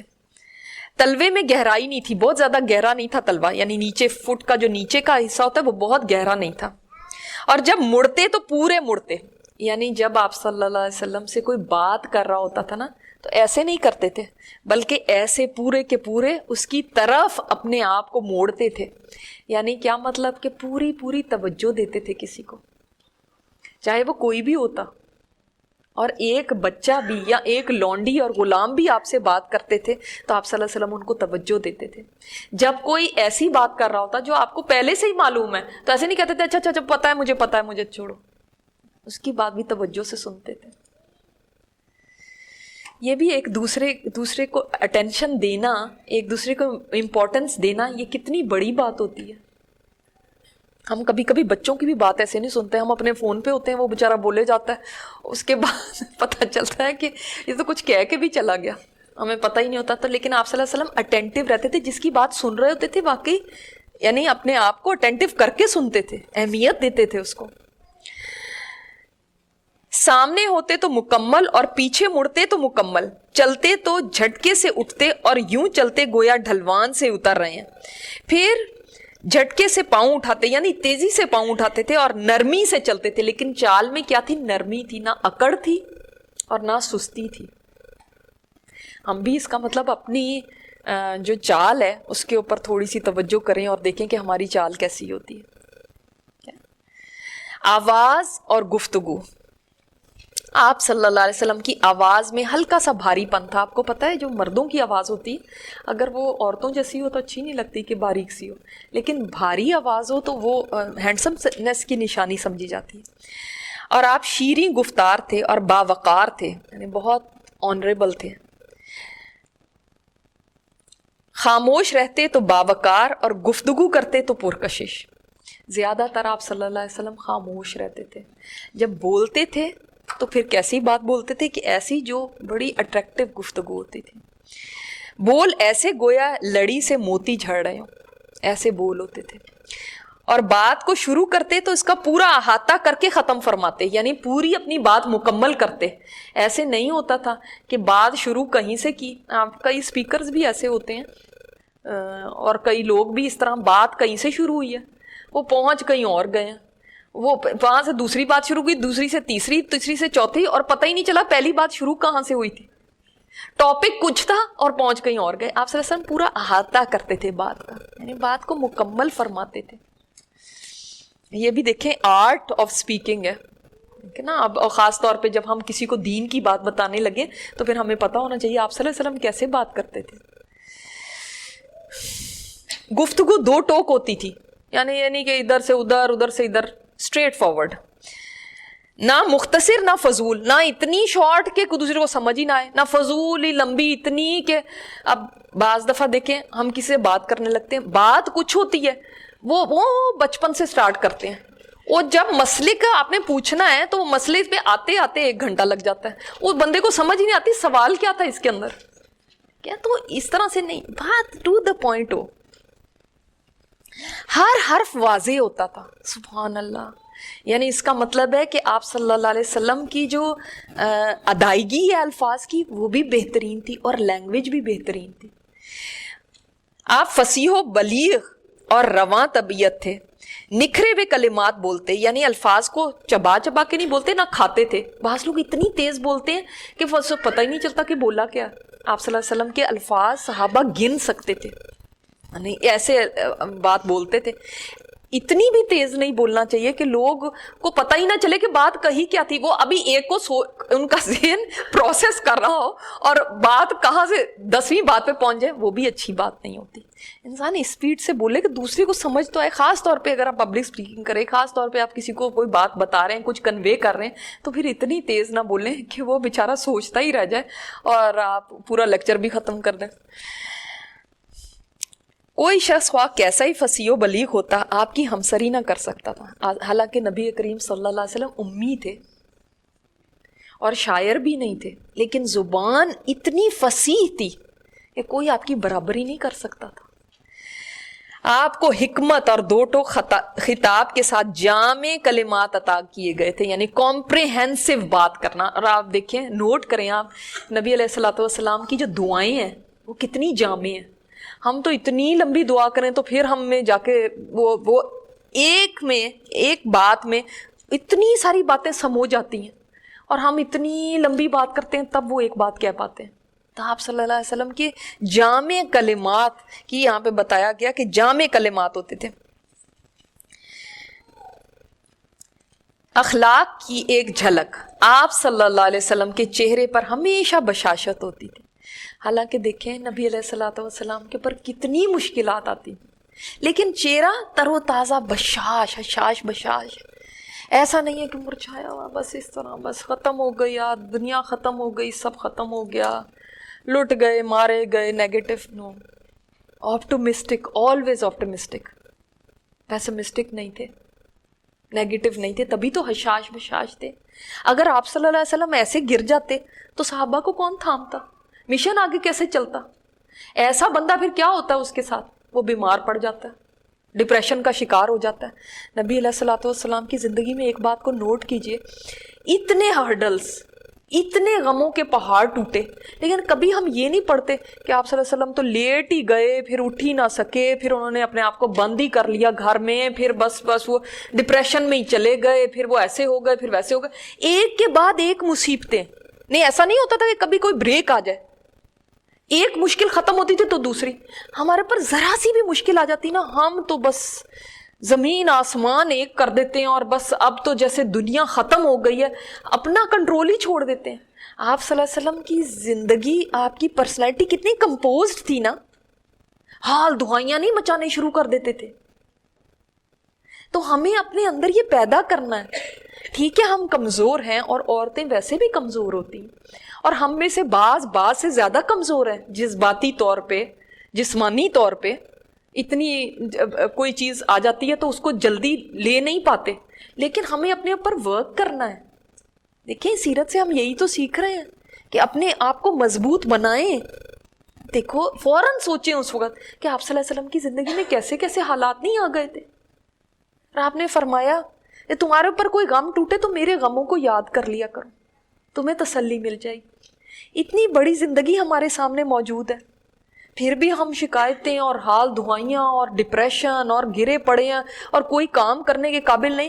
یہ ٹھیک ہے کہ انسان کے اوپر کوئی غم آتا ہے تو ہاں ہم انسان ہی تو ہیں نا, اس کا ریئیکشن بھی ہوتا ہے, ہم تھوڑی دیر اداس بھی ہوتے ہیں, غمزدہ نہیں, لیکن ایسا غم نہیں ہونا چاہیے کہ انسان بستر پہ لگ جائے اور اٹھ ہی نہ سکے. اب گئی نمازیں کیا قرآن سب چیز چھوڑ کے اب ہم پڑھے ہوئے کیونکہ ہم ڈپریس بہت ہیں, ہم کچھ کر ہی نہیں سکتے, ہمارے اوپر اس چیز کا اثر اتنا ہو گیا. یہ بھی اللہ کے اوپر توکل میں کمی کی نشانی ہوتی ہے. جب انسان کے اوپر ایسا ہو جاتا ہے کہ وہ بالکل ڈپریس ہو کے بستر سے لگ جاتا ہے, اس کا مطلب اللہ کے اوپر کہیں نہ کہیں بھروسے میں کمی ہے. کیا اللہ پہ بھروسہ نہیں ہے پھر؟ کیا نہیں جانتے کہ اللہ کیا کیا کر سکتا ہے؟ کیا آپ صلی اللہ علیہ وسلم کی زندگی نہیں آپ کے سامنے کہ کیسے کہاں سے شروع ہوئی ایک بندے کی زندگی اکیلے کی, ہیرا سے شروع ہوئی اور کہاں فتح مکہ. Look at this life. اور وہ بھی ڈپریشنوں میں چلے جاتے تو ہو گیا تھا پھر یہ مشن پورا. تو اگر ہم نے زندگی میں واقعی کوئی کام کر کے دکھانا ہے نا تو ان چیزوں سے نکلنا ہے. اور نکلنا کیسے ہے؟ خود کو پش کر کے نکالنا ہے. کوئی نہیں آ کے ہمیں نکالے گا. میری امی نہیں آ کے کھڑی ہوں گی میرے پاس ہر بات پہ. اب ہماری اتنی عمریں ہو گئی ہیں کہ اب ہمارے لیے کوئی نہیں آئے گا, ہمیں خود کو اٹھانا ہوگا. کیوں ہم دوائیوں تک پہنچے, کیوں ہم ہسپتالوں تک پہنچے؟ ہم خود ہمت پکڑیں. دیکھیں آپ صلی اللہ علیہ وسلم کی زندگی سے آپ ہمت پکڑیں. کوئی بھی غم آتا ہے, کوئی بھی پریشانی آتی ہے تو ان کی زندگی کو دیکھ لیں, آپ کو کہیں نہ کہیں ضرور رہنمائی مل جائے گی. اولاد کی صورت میں کہیں آتا ہے کوئی غم, آپ کی زندگی میں رہنمائی ہے. اپنے رشتہ داروں کی صورت میں کچھ باتیں سننی پڑتی ہیں, آپ کی زندگی میں رہنمائی ہے. ایسے لوگوں کی ناقدری کی صورت میں آپ کو کوئی پریشانی آتی ہے کہ کتنی ناقدری کر رہے ہیں, تو آپ صلی اللہ علیہ وسلم کی زندگی دیکھ لیں. ان سے زیادہ تو کسی کی زندگی عالی شان نہیں تھی, ان کی کتنی ناقدری کی گئی. کوئی آپ کو نقصان پہنچانے کی کوشش کرتا ہے, آپ کی زندگی دیکھ لیں. کوئی جادو ٹونے کرنے کی کوشش کرتا ہے, آپ کی زندگی دیکھ لیں. کوئی آپ کے بیر پڑ جاتا ہے, آپ کے پیچھے پڑ جاتا ہے, آپ صلی اللہ علیہ وسلم کی زندگی دیکھ لیں. بچوں کے اوپر کسی طرح کے بھی اپس اینڈ ڈاؤنز آتے ہیں, زوج کی صورت میں, شوہر کی صورت میں کسی طرح کی بھی مشکلیں آتی ہیں, آپ صلی اللہ علیہ وسلم کی زندگی دیکھ لیں. ہر طرح سے رہنمائی ملتی ہے.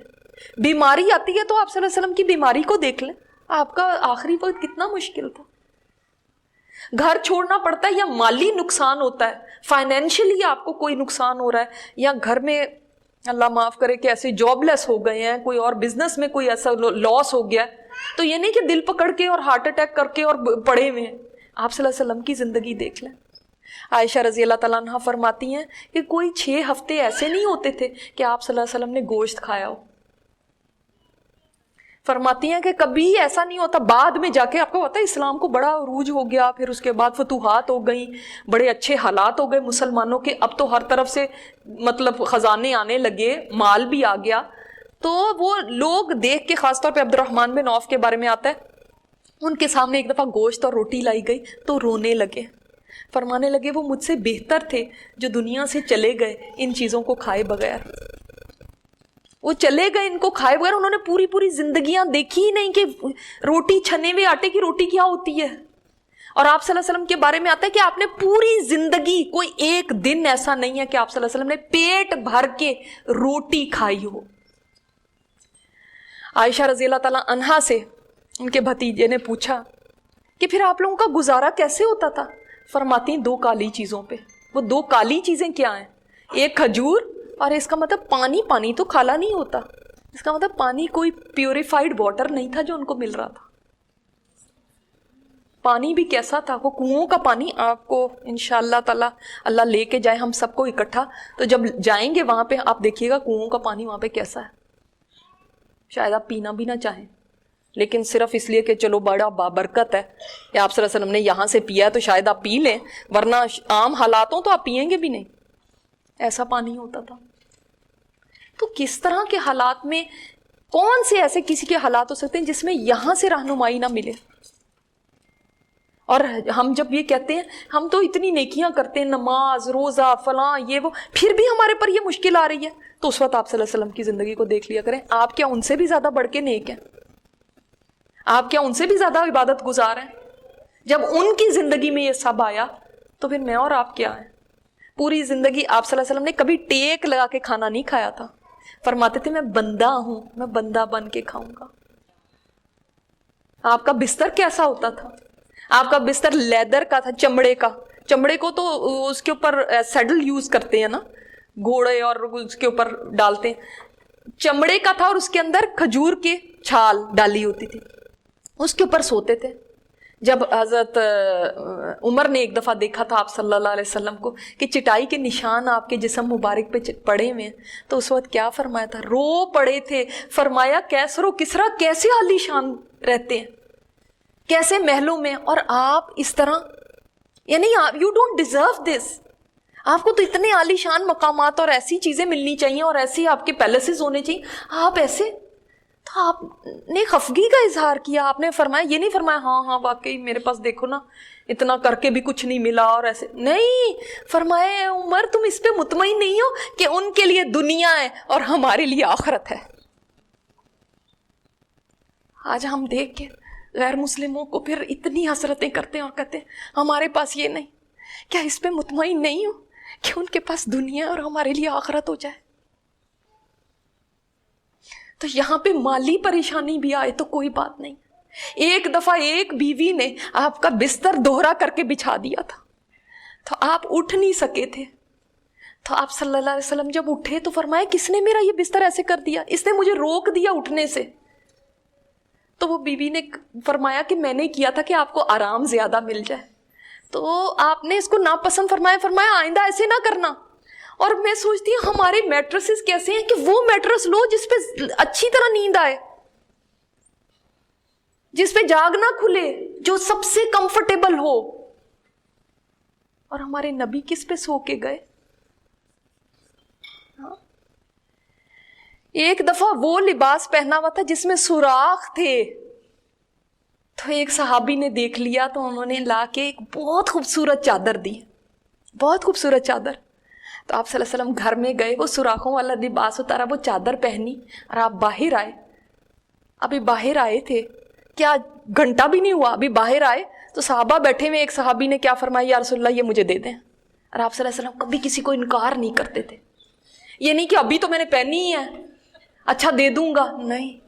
घर में वापस गए, अपनी वही सुराखों वाली लिबास को पहना और वो चादर लाके उनको दे दी। जब आप सल्लल्लाहु अलैहि वसल्लम वापस तशरीफ लेके गए, सहाबा तो उनके पीछे पड़ गए, आपने क्या किया ये?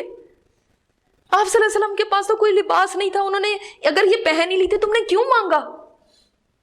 क्या कहते हैं आगे से, मैं ये चाहता था ये मेरा कफन बन जाए, मैं ये चाहता था जो आप सल्लल्लाहु अलैहि वसल्लम के जिस्म से टच हुआ है ये मेरा कफन बन जाए। लेकिन आपकी देखें ये बात कि कभी इनकार नहीं करते थे। अगर कोई चीज पास नहीं है तो खामोश हो जाते थे। किसी को वो नहीं कि जिसको हम कहते हैं लारे लगाना, हाँ हाँ दे दूंगा, हाँ हाँ अभी, हाँ सुबह, हाँ शाम, हाँ कल, नहीं, खामोश हो जाते थे। अगर है तो दे देते थे। नबी अलैहिस्सलातु वस्सलाम की जिंदगी ऐसे है कि वाकई सहाबा ऐसे ही नहीं उनसे ऐसे मोहब्बत करने लगे थे कि बस जस्ट लाइक दैट कि वो अल्लाह के रसूल है। वो वाकई ऐसे इंसान थे कि कोई भी उनको देखता तो उनसे मोहब्बत करने लगता। जब कोई दूर से उनको देखता था तो उसको एक रोब सा फील होता था, लेकिन जैसे जैसे उनके साथ रहता था उसको मोहब्बत हो जाती थी। उनसे ज्यादा करीब और उनसे ज्यादा लविंग नहीं कोई होते थे, ऐसी उनकी पर्सनैलिटी थी। अरे इंसान तो छोड़ें, इंसान तो क्या इंसान है। ओहद पहाड़ के ऊपर जब आप सल्लल्लाहु अलैहि वसल्लम ने कदम मुबारक रखे थे तो ये कदम जब ओहद पे पड़े तो ओहद खुशी से झूम पड़ा, झूम उठा, खुशी से हिलने लगा ओहद पहाड़। आपने फरमाया ओहद जो है ये जन्नत के पहाड़ों में से एक पहाड़ है, ये हमसे मोहब्बत करता है, हम ओहद से मोहब्बत करते हैं। रश्क आता है जब मैं ओहद को देखती हूँ तो मुझे रश्क आता है, मुझे बड़ा प्यारा ये पहाड़ लगता है। मैं कहती हूँ हमें तो कोई गारंटी नहीं है कि हमारे दिल में आपकी कितनी मोहब्बत है, और हमें कोई गारंटी नहीं कि आप हमसे मोहब्बत करते हो, लेकिन ओहद की तो आप सल्लल्लाहु अलैहि वसल्लम ने गवाही दे दी। हमें कोई गारंटी नहीं हम जन्नत में जाएं कि नहीं, लेकिन ओहद के बारे में तो आप सल्लल्लाहु अलैहि वसल्लम ने फरमा दिया ये जन्नत का पहाड़ है। इसीलिए तो हज़रत हसन बसरी फरमाते थे क्या है उम्मत मुस्लिमा जिससे पत्थरों ने भी मोहब्बत की, क्या तुम मुझसे मोहब्बत नहीं करोगे? जिससे पत्थरों ने भी मोहब्बत की, ये बेजानों ने भी जिससे मोहब्बत की, तो वो वाकई मोहब्बत के काबिल थे। ऐसे नहीं है कि ये बस ऐसे कोई अफसाने या कहानियां जिसमें ऐसे बस तारीफों के इधर उधर जोड़ के कुछ सेंटेंसेस बना दी गए, ऐसे नहीं है। आप सल्लल्लाहु अलैहि वसल्लम ऐसे थे, उनसे जो जो आपसे मिलता था वो आपसे मोहब्बत करने लगता था। اللہ اکبر. تو سہل خو اور نرم پہلو تھے. سہل آسانی کرنے والے لوگوں کے لیے، مشکلیں نہیں کھڑی کرتے تھے لوگوں کے لیے، نرم تھے. اور آپ نے فرمایا ہے کہ جس خاندان کو اللہ نرمی دے دے نا، اس کو بہت بڑی خیر دے دی اللہ تعالیٰ نے. اور آپ نے فرمایا جو کام نرمی سے ہو سکتا ہے وہ سختی سے نہیں ہو سکتا. اب دیکھیں، یہ صرف پڑھنے کی باتیں نہیں، ہم ان کو اپنائیں، ہم بھی اپنے اندر نرمی پیدا کریں. اور صرف اس کے لیے نہیں کہ جو مجھے پسند ہے اس کے لیے میں نرم ہوں، نہیں، سب کے لیے نرمی. آپ صلی اللہ علیہ وسلم جفا جو یعنی ہارش نہیں تھے اور سخت خو نہیں تھے، سختی سے بات کرنے والی. جب کوئی بڑا کچھ کسی کو عہدہ مل جاتا ہے یا بڑا مقام اور مرتبہ مل جاتا ہے، اس کا لہجہ ہی بدل جاتا ہے، اس کی باتیں ہی بدل جاتی ہیں، سختی آ جاتی ہے، تم ادھر فلاں، تم ایسے، اور ایک بہت بڑا اپنے آپ کو سمجھنے کا ایک تکبر اور ایک بڑا.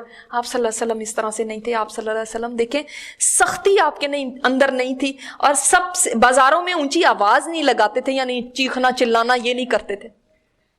ہم تو اپنے گھروں میں کتنا چیختے چلاتے. سب سے زیادہ تبسم فرماتے تھے، مسکراتے بہت زیادہ تھے. اور جس بندے کی چہرے پہ مسکراہٹ ہو، مسکراہٹ جو ہوتی ہے وہ بھی کنٹیجیس ہوتی ہے، وہ بھی آگے سے آگے. کوئی ایک انسان مسکرا رہا ہوتا ہے نا، دوسرے کو خامخواہ مسکراہٹ آ جاتی چہرے پہ. کیا ہم یہ اتنی چھوٹی سی بھی سنت نہیں پوری کر سکتے کہ ہم اپنے چہروں پہ مسکراہٹ رکھیں؟ کیا کاسٹ لگتی ہے اس میں، کتنی قیمت لگتی ہے اس میں، اور نرمی میں کتنی قیمت لگتی ہے. بہت زور لگتا ہے، بلکہ سختی کرنے میں زور لگتا ہے. ہمارے تو آج کل حالات یہ ہو گئے کہ ہمارے بچے بھی سخت ہو گئے کیونکہ گھر میں وہ سختی ہی دیکھتے ہیں، ان کو بھی سخت لہجے میں بات کرنی آتی. ہم ہر وقت سخت بولتے ہیں، ہر وقت چیختے چلاتے ہیں، ان کی بھی آوازیں اتنی ہی بلند ہیں، ان کا بھی چیخنا چلانا ہے. اللہ اکبر. غصے سے سب سے زیادہ دور آپ صلی اللہ علیہ وسلم کو غصہ کبھی کبھی آتا تھا، زیادہ نہیں آتا تھا. اور کب آتا تھا؟ جب کوئی ناحق بات ہوتی تھی، حق کے خلاف بات ہوتی تھی، تب غصہ آتا تھا. اپنی ذات کے لیے کبھی غصہ نہیں آتا تھا. آپ دیکھتے ہیں کہ وہ بدو آیا، اس نے چادر بھی پکڑ کے اور گردن کے اندر کھینچی ہے، اور کیا کیا اور چیزیں ہوتی تھی. ابو لہب جو تھا وہ گھر میں کوڑا پھینک دیتا تھا، کانٹے بچھا دیتے تھے راستوں میں. آپ سے غصہ نہیں کرتے تھے کہ کیا ہے یہ، کیا مصیبت، فرسٹریشن اور یہ اور جھنجھلاہٹ. اور ہم تو کہیں کہ ہمارا تو دن ہی خراب ہو گیا، صبح صبح یہ ہو گیا. یعنی تحمل کتنا تھا، حلم کی جو یہ نا کہ برداشت، تحمل. اور رضا میں سب سے آگے، یعنی راضی ہونے میں بھی سب سے آگے ہوتے تھے، یعنی جلدی سے راضی ہو جاتے تھے کسی سے. ایسے نہیں ہوتا تھا کہ آپ صلی اللہ علیہ وسلم تو فلانے تمہارے اندر بھی یہ غلطی. دیکھیں، ایک انسان جب اتنی کمال درجے کو پہنچ جائے کہ اس کے اندر ساری اچھی اچھی کوالٹیز ہوں، تو اس کو تو فوراً عام جو بندے ہوتے ہیں فوراً دوسرے کی خامیاں نظر آنے لگتی ہیں. یہ تو ایسے کرتے ہیں، فلانا تو ایسے کرتا ہے، فلاں تو یہ ہے، فلاں تو وہ. آپ صلی اللہ علیہ وسلم ایسے نہیں تھے. حالانکہ آپ صلی اللہ علیہ وسلم سے زیادہ کون کمپلیٹ ہو سکتا ہے؟ پھر بھی ایسے نہیں کہ لوگوں کی خامیاں چنتے رہیں ہر وقت. ان کی مجلس میں کسی کا بیٹھنا مشکل ہو جائے کہ جائیں گے تو ڈر لگتا ہے. اب وہ کہیں گے ایسے تم نے کیا نماز پڑھی، تم ایسے کیوں دیکھ رہے تھے، تم نے یہ کیا پہنا ہوا تھا. ایسے نہیں تھے، سب سے جلدی راضی ہو جانے والے تھے. تو دیکھیں، دنیا میں بہت سارے لوگ آپ سے مختلف طبیعت کے ہوں گے، آپ کے گھروں میں بھی ہوں گے، آپ کے فرینڈز میں بھی ہوں گے، آپ کے جاننے والوں میں ہوں گے. تو کیا ہم سب کو چینج کرنے بیٹھ جائیں؟ ہاں، اگر کوئی گناہ کا کام ہے تو الگ بات ہے، لیکن ادروائز ہم سب کو چینج نہیں کر سکتے. طبیعتوں کا اختلاف آپ دیکھیں گے، جیسے لوگ ہیں ان کو ویسے ایکسیپٹ کرنے کی، اپنے اندر یہ برداشت کرنے کی اپنے اندر قوت پیدا کریں کہ ہم نے ان کو ایسے ہی ایکسیپٹ کرنا ہے جیسے وہ ہیں. پھر دیکھیں، دو کاموں میں جو زیادہ آسان ہوتا اسی کو اپناتے، بشرطے کہ وہ گناہ کا کام نہ ہوتا. یعنی کیا مطلب؟ دو کام اگر دونوں جائز ہیں تو جو آسان ہے اس کو اپنا لیتے. اگر گناہ کا کام ہوتا پھر سب سے زیادہ دور ہوتے. اپنے لیے کبھی انتقام نہیں لیا تھا، بدلے نہیں لیتے تھے لوگوں سے. ہم تو دل میں رکھے چھوڑتے ہیں کہ کب ٹائم آئے گا کہ میں اب وہ والی جو بات تھی نا اس کا آج بدلہ نکالوں. آپ صلی اللہ علیہ وسلم انتقام ہی نہیں لیتے تھے اپنی ذات کے لیے. سبحان اللہ. کس نے نہیں آپ کو ستایا کافروں میں سے، اور بعد میں جب وہ مسلمان ہو گئے تو کیا ان کو تانے دیے؟ یاد ہے تو نے فلانے وقت میں یہ کرا تھا. سہیل بن عمر جو صلح حدیبیہ کی جب شرائط لکھی جانے لگی تھی تو اس نے کیسی اس کے اندر رکھنے ڈالے تھے. آپ نے یہ نہیں لکھنا، آپ نے بسم اللہ الرحمن الرحیم نہیں لکھنا، آپ نے محمد رسول اللہ نہیں لکھنا، آپ نے یہ نہیں کرنا، ابو جندل کو آپ نے اپنے پاس نہیں رکھنا. نہیں مجھے ساتھ لے کر جانا ہے. آپ نے ریکویسٹ بھی کی تھی تو تب بھی مانا نہیں تھا. پھر بعد میں جب مسلمان ہو گیا تو کیا آپ نے اس کو تانے دیے؟ اب تو بڑا اچھا بدلہ لینے کا وقت تھا نا. البتہ اللہ کی حرمت پامال کی جاتی تو اس کے لیے انتقام لیتے تھے، یعنی اللہ کی حدوں کو توڑا جاتا تھا تو ہاں اس وقت انتقام لیتے. آپ صلی اللہ علیہ وسلم سب سے سخی، سب سے کریم، سب سے بہادر تھے. بہادر اتنے زیادہ تھے کہ صحابہ فرماتے ہیں کہ جب جنگ میں تیزی آ جاتی تھی نا تو ہم آپ کے پیچھے چھپتے تھے آگے. اور غزوہ حنین میں دیکھ لیں، جب بھگدڑ مچ گئی تھی تو آپ صلی اللہ علیہ وسلم کھڑے ہوئے تھے اور آپ وہیں پہ ڈٹے ہوئے تھے. سب سے شاہزور بہادر تھے. اذیت پر سب سے بڑھ کر صبر کرنے والے تھے. صبر کی اللہ تعالیٰ ہمیں بھی کوالٹی دے. اور سب سے زیادہ باوقار اور سب سے بڑھ کر حیا دار تھے. حالانکہ مردوں کے اندر سوچا جاتا ہے کہ مردوں کو تو حیا کی ضرورت ہی نہیں، ان کو بلکہ کہتے ہیں تم تو لڑکے ہو، تمہیں کیا شرم کرنے کی ضرورت ہے. نہیں، حیا تو ایک کوالٹی ہے، یہ تو ایمان کا حصہ ہے. اور حیا صرف پہننے اوڑھنے میں نہیں ہے، گفتگو میں بھی حیا ہوتی ہے، دیکھنے میں بھی حیا ہوتی ہے، چلنے میں بھی حیا ہوتی ہے، انسان کیسا ایکٹ کرتا ہے اس میں بھی حیا ہوتی ہے. حیا کے ساتھ رہیں. یہ نہیں کہ اچھا اب لوگوں کے سامنے تو حیا کے ساتھ رہے، گھر میں جا کے تو کچھ بھی بولنے لگے، بے حیائی کے کلمات بولنے لگے. نہیں، حیا ہر ایک کے سامنے. سب سے پہلے تو ہمیں اللہ سے حیا کرنی چاہیے کہ اللہ نہیں ہمیں دیکھ رہا. کوئی چیز ناپسند فرماتے تو چہرے پر اس کے آثار دیکھے جاتے تھے، یعنی چہرے سے پتہ چل جاتا تھا کہ آپ کو یہ بات پسند نہیں آئی، لیکن کچھ ایسا بولتے نہیں تھے کہ یہ کیا وہ کیا. اپنی نظر کسی کے چہرے پر نہ جماتے تھے، یعنی ایسے کسی کے اوپر بالکل ایسے کسی کو آنکھوں میں آنکھیں ڈال کے دیکھنا، ایسے کر کے گھورنا، ایسے نہیں آپ صلی اللہ علیہ وسلم کرتے تھے کسی سے بات کرتے ہوئے. اور نہ ناپسندیدگی کے ساتھ کسی کا سامنا کرتے تھے، یعنی اگر کسی کی کوئی بات ناپسند بھی آ گئی تو ایسے نہیں کہ چہرے سے اس طرح سے اس کو ظاہر کریں کہ تم تو ایسے ہو یا تم بہت برے ہو، یا ایسی چیز کو ظاہر نہیں فرماتے تھے. سب سے زیادہ عادل، پاک نفس اور پاک دامن تھے. سچائی کے علم بردار اور بڑے امانت دار تھے. یہ سب چیزیں ہم نے سیرت میں پڑھی ہیں کہ کیسے کیسے آپ صلی اللہ علیہ وسلم کی امانت داری تھی. نبوت سے پہلے ہی امین کے لقب سے مشہور تھے. نبوت کے وقت آپ صلی اللہ علیہ وسلم یہ نہیں تھا کہ آپ صلی اللہ علیہ وسلم اس وقت اپنے آپ کو چینج کیا تھا، بلکہ نبوت سے پہلے آپ صلی اللہ علیہ وسلم صادق اور امین کہلاتے تھے. ہم جب دین کی طرف آتے ہیں تو ہم سوچتے ہیں کہ اب ہمیں اپنے آپ کو چینج کرنا ہے. آپ صلی اللہ علیہ وسلم پہلے سے ایسے تھے. سب سے زیادہ متواضع یعنی عاجزی والے تھے. اتنا اونچا مقام ہونے کے باوجود عاجزی تھی. دیکھیں جو برتن جتنا بھرا ہوتا ہے نا اتنا کم بچتا ہے، جو خالی ہوتا ہے وہ بچتا بہت ہے. جو انسان بھی خالی ہوتے ہیں نا وہ بولتے بہت ہیں، میں ایسے، میں یہ، میں وہ، ہم ایسے، ہمارا خاندان ایسے، ہم ہیں. جو واقعی ڈگنیٹی والے لوگ ہوتے ہیں نا ان کا پتہ چل جاتا ہے، ان کو بولنے کی ضرورت نہیں ہوتی، جو واقعی بھرے ہوئے ہوتے ہیں. اللہ اکبر. اور تکبر سے دور تھے.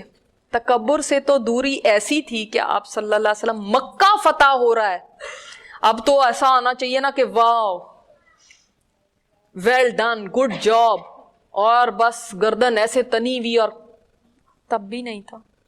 تب بھی آپ صلی اللہ علیہ وسلم کے حال حلیے پوسچر سے پتہ چل رہا تھا کہ آپ صلی اللہ علیہ وسلم کتنے جھکے ہوئے ہیں، کہ اونٹنی کے اوپر آپ سوار ہیں اور آپ جھکے ہوئے ہیں کہ آپ کا ماتھا مبارک اس کے کجاوے سے جا کے ٹچ ہو رہا ہے. آپ صلی اللہ علیہ وسلم ایسے تھے جب مکہ میں داخل ہوئے تھے. دیٹ واز دا مومنٹ جس میں انسان کوئی ایروگنس دکھانی ہو تو دیٹ واز دا مومنٹ. لیکن آپ صلی اللہ علیہ وسلم اس وقت بھی ایسے نہیں تھے. سب سے بڑھ کر عہد کے پاسدار، صلہ رحم، سب سے عظیم شفقت اور رحمت والے. یعنی صلہ رحمی کی تو انتہا یہ دیکھ لیں کہ ابو طالب سے جب ان کی وفات کا وقت ہے اس وقت بھی آپ صلی اللہ علیہ وسلم کیا تلقین فرما رہے ہیں کہ اے چچا ایک دفعہ کلمہ پڑھ دیں تو میں اللہ کے سامنے گواہی دے دوں گا آپ کی. ایک دفعہ آپ کلمہ پڑھ لیں. صلہ رحمی کی انتہا دیکھیں.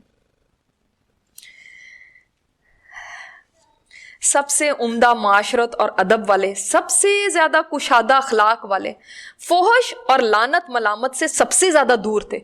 यानी इतने दूर थे कि आप सल्लल्लाहु अलैहि वसल्लम की जुबान मुबारक से कभी आपने पूरी सीरत में नहीं ये सुना होगा कि कोई गाली निकली, आपने फलां को गाली दी, फलां को बुलाया क्योंकि आप गुस्से में थे, या आपको सहाबा फरमाते थे कि या रसूलल्लाह इनके लिए बदुआ करें, इन्होंने ऐसा किया, तो आप नहीं फरमाते थे बदुआ, फरमाते थे मुझे अल्लाह ने लानत भेजने वाला बना के नहीं भेजा।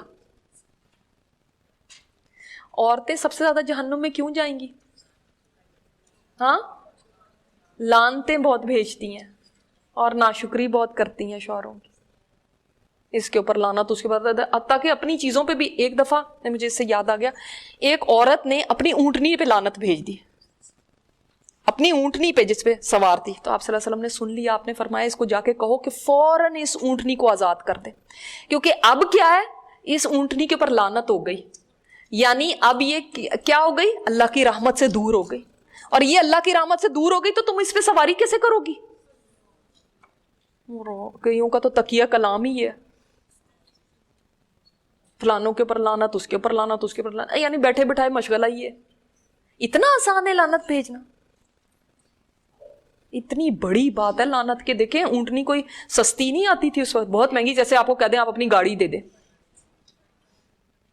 तो उसको कहा गया अपनी ऊंटनी दे दो, अब आजाद कर दो, इसके ऊपर कभी कोई सवारी ना करे, इसको छोड़ दो, बस जाने दो। कोई और भी नहीं उस पर सवारी की, किसी और ने भी, किसी और ने इसको पकड़ा, क्योंकि अभी अल्लाह की रहमत से दूर हो गई है। व्हाट टू से अबाउट उन लोगों का जो हदीस में आता है, जिनके बारे में आप सल्लल्लाहु अलैहि वसल्लम ने फरमा दिया कि इनके ऊपर अल्लाह की लानत हो, जो अल्लाह ताला ने, अल्लाह के फरिश्तों ने और आप सल्लल्लाहु अलैहि वसल्लम ने अल्लाह के हुक्म से लानत भेजी है जिन लोगों के ऊपर, उनका क्या हाल होगा फिर? तो देखना चाहिए कि कौन लोग हैं जो लानत के मुस्तहिक हुए। अगर एक ऊंटनी के ऊपर लानत होती है तो उसका ये हाल है, तो फिर जो लोग हैं लानत में आए हुए, वो आराम से घूम रहे हैं, उनको कोई फर्क नहीं पड़ता।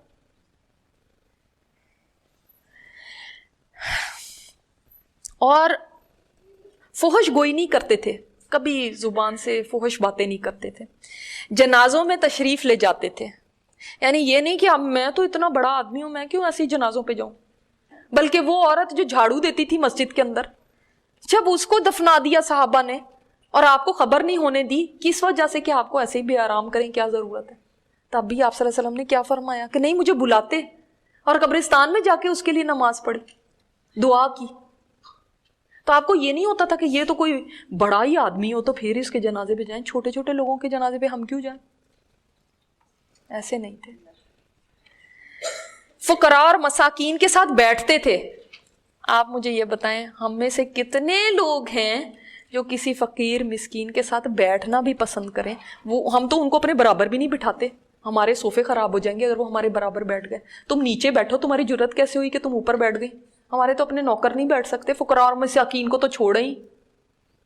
हम कभी उनकी शादी पे नहीं जाएंगे, हमने कभी उनका घर नहीं देखा होगा, हम उनके साथ कहाँ बैठ सकते भाई? इनके साथ बैठेंगे तो कहीं ऐसे लगता है कोई अछूत की बीमारी हमें भी ना लग जाए।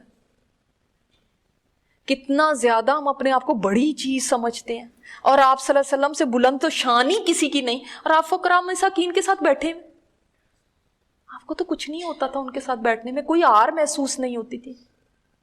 आप सल्लल्लाहु अलैहि वसल्लम तो देखें, आजी इतनी ज्यादा थी कि कई दफा आपने सीरत में पढ़ा है, खच्चर पे सवार होते थे, जा रहे होते थे। हालांकि खच्चर एक, यानी घोड़ा एक बड़ी आलीशान सवारी समझी जाती थी, और खच्चर समझ लें ऐसे कि जैसे आज किसी को कोई गाड़ी में जा रहा है और कोई साइकिल पे जा रहा हो या मोटर बाइक पे जा रहा हो, तो आप क्या कहेंगे, मोटर बाइक पे जाने वाला तो ऐसे ही है, बस वो बड़ी गाड़ी पे जा रहा हो तो बड़ी बात है।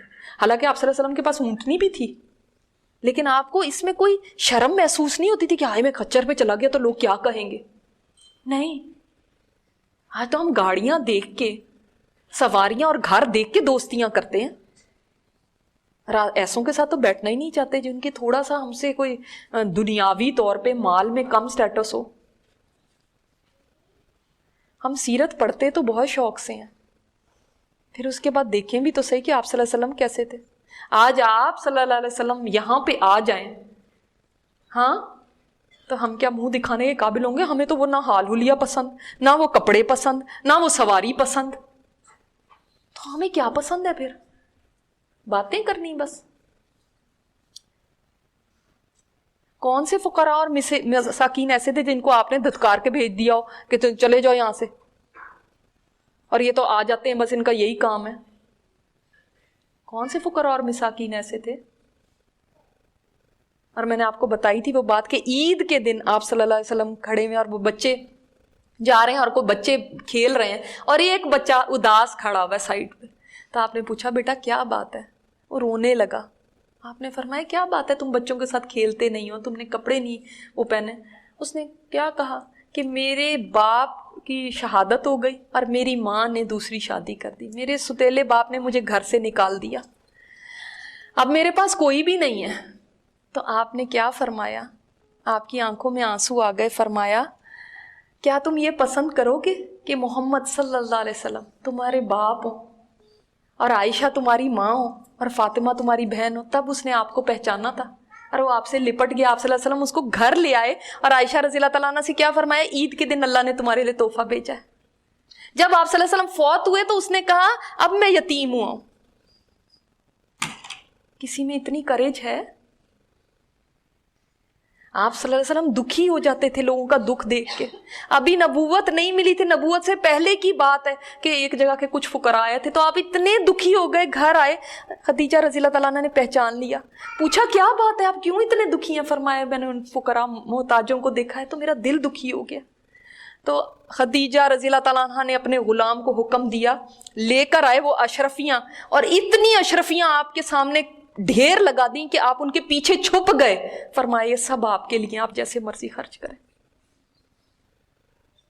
تو انہوں نے اپنے اوپر خرچ کرنی تھی. کوئی جو کہیں کہ ہمارے تو اپنے گھر میں کھانے کو نہیں ہے، اب ایک اور بچہ لے آئے آپ.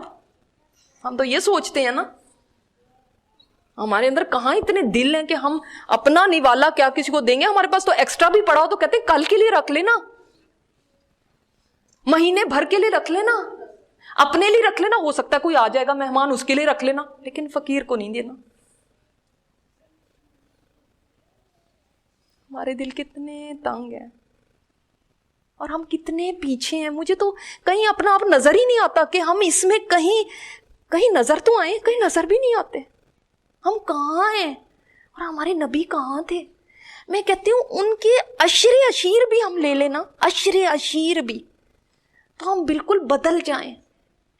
ہم نے تو ایک ذرہ بھی نہیں لیا ان کے اخلاق اور ان کی زندگی سے، ان کے کردار سے ایک ذرہ بھی نہیں لیا.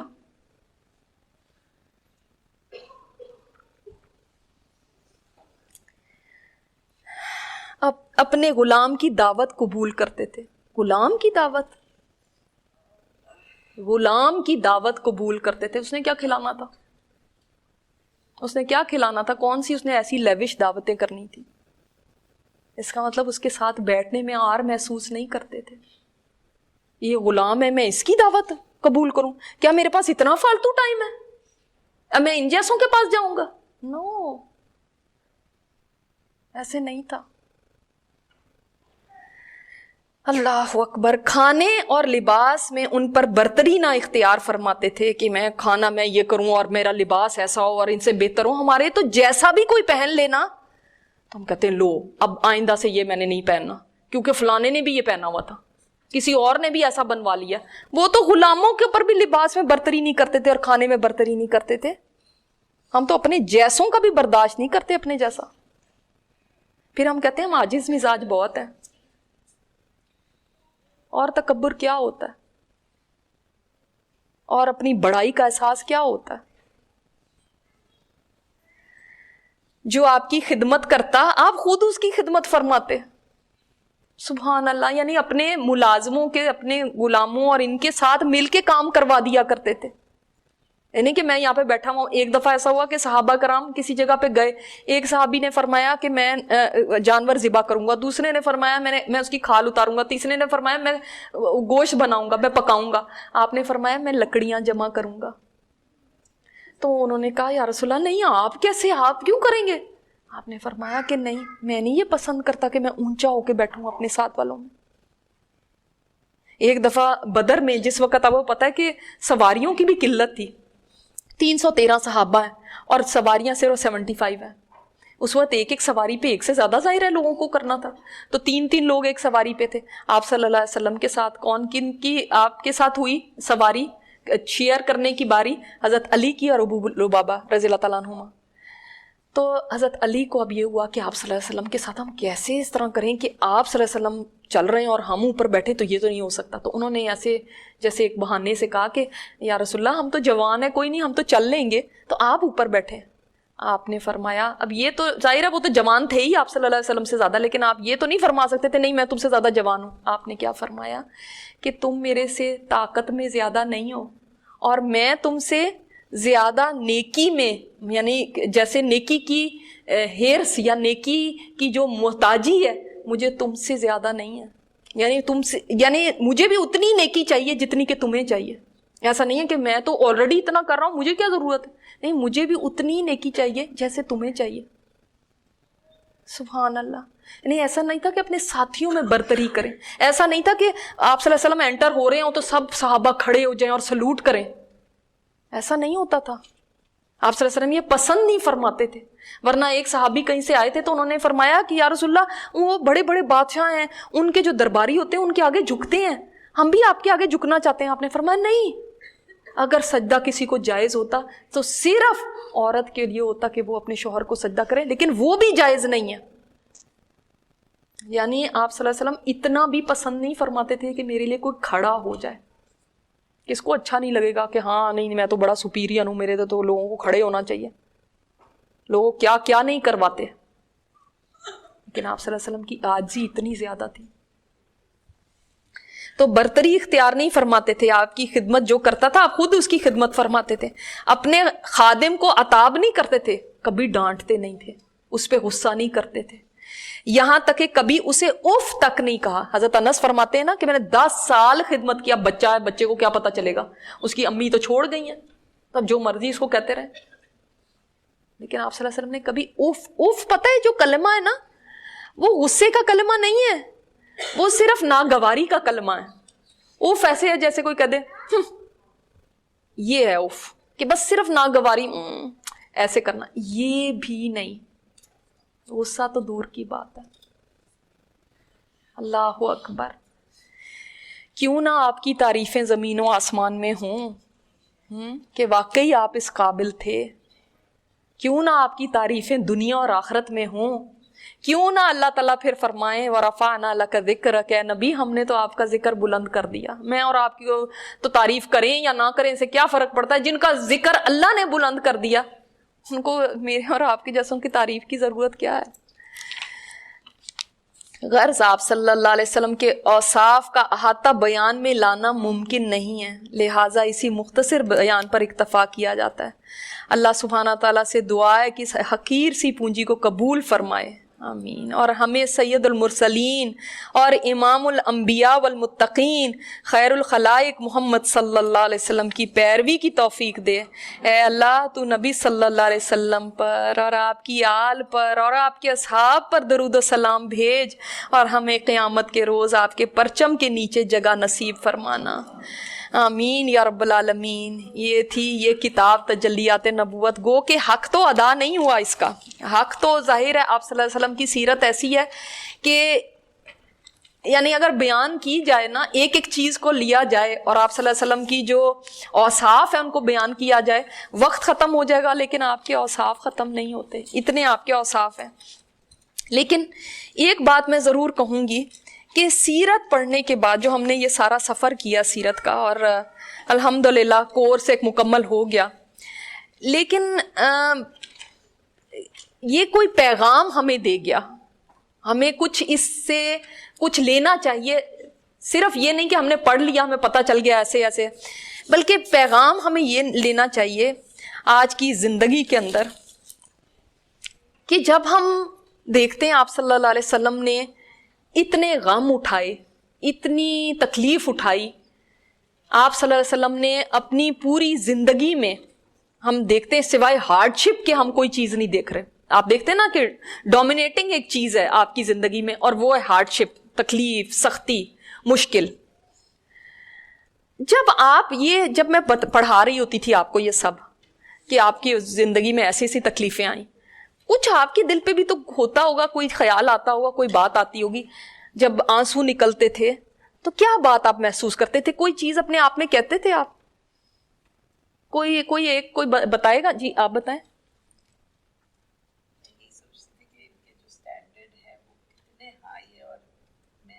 ان کے صحیح بالکل بالکل ایسا بننے کی کوشش کرنی ہے پر صحیح.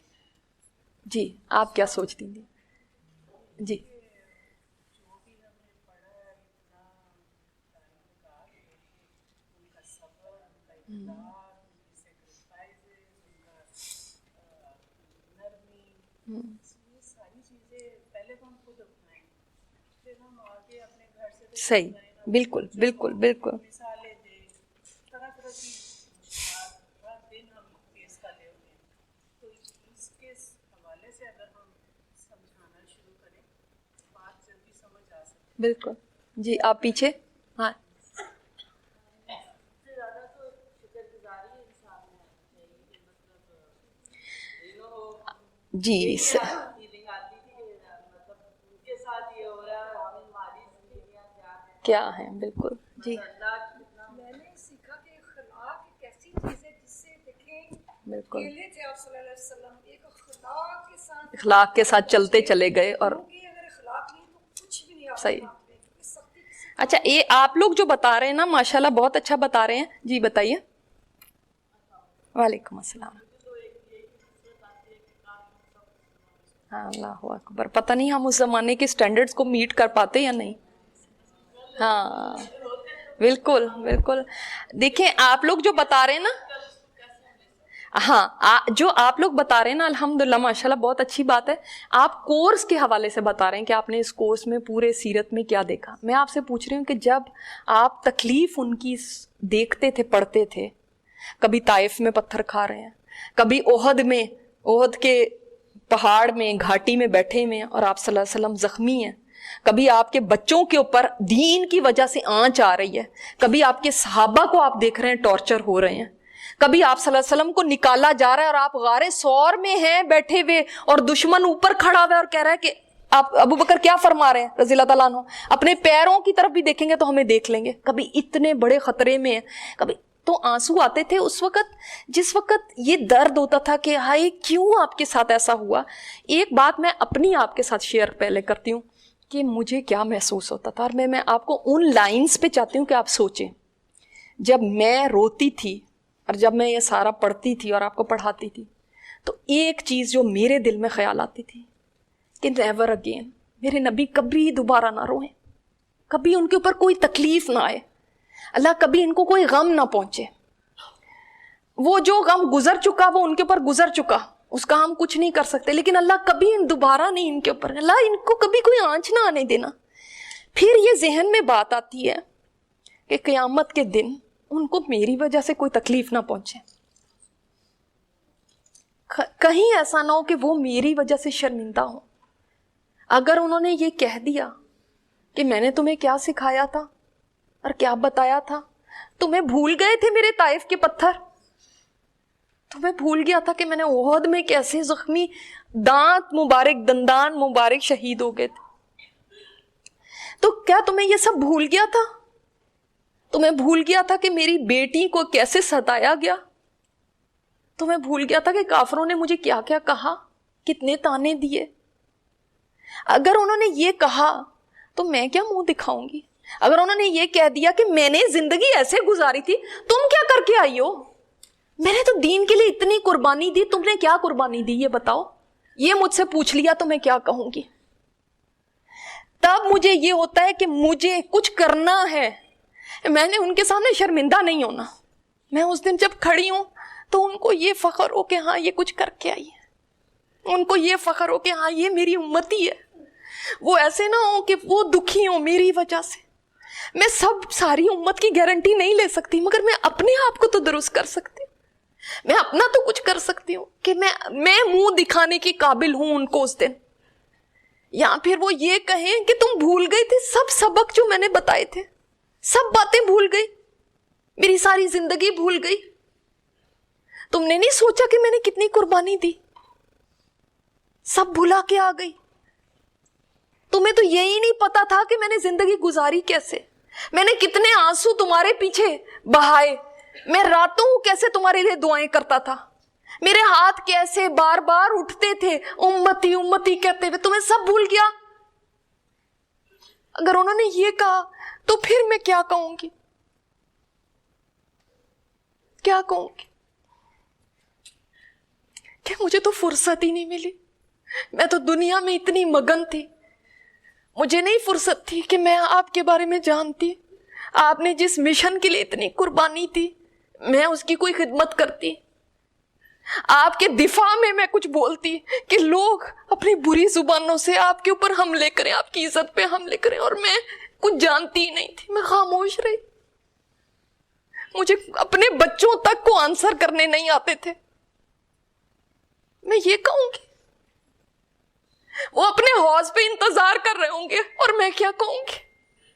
उन्होंने तो फरमाया मैं अपने हौज पे तुम्हारा इंतजार कर रहा हूँगा।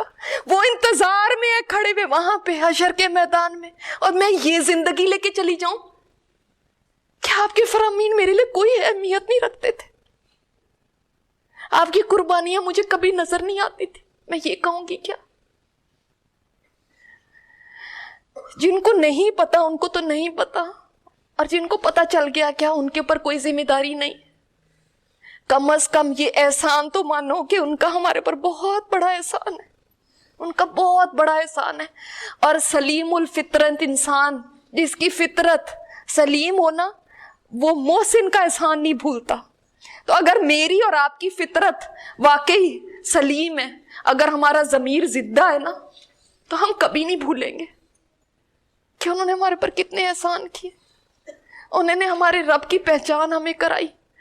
आज मैं और आप अगर मुसलमान हैं ना, तो सिर्फ इस वजह से हैं कि उन्होंने ये सारी कुर्बानियां दी, सिर्फ इस वजह से।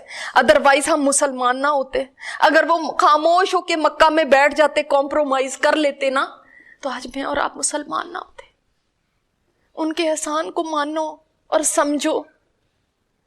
आज ये तो करना ही है कि उनके अखलाक को अपनाने की कोशिश करनी है, कि कोई कभी ये ताना ना दे कि ये तो बड़े नबी के गीत गाते फिरते हैं और देखो इनका अखलाक, और मुसलमान तो ऐसे और मुसलमान तो ऐसे।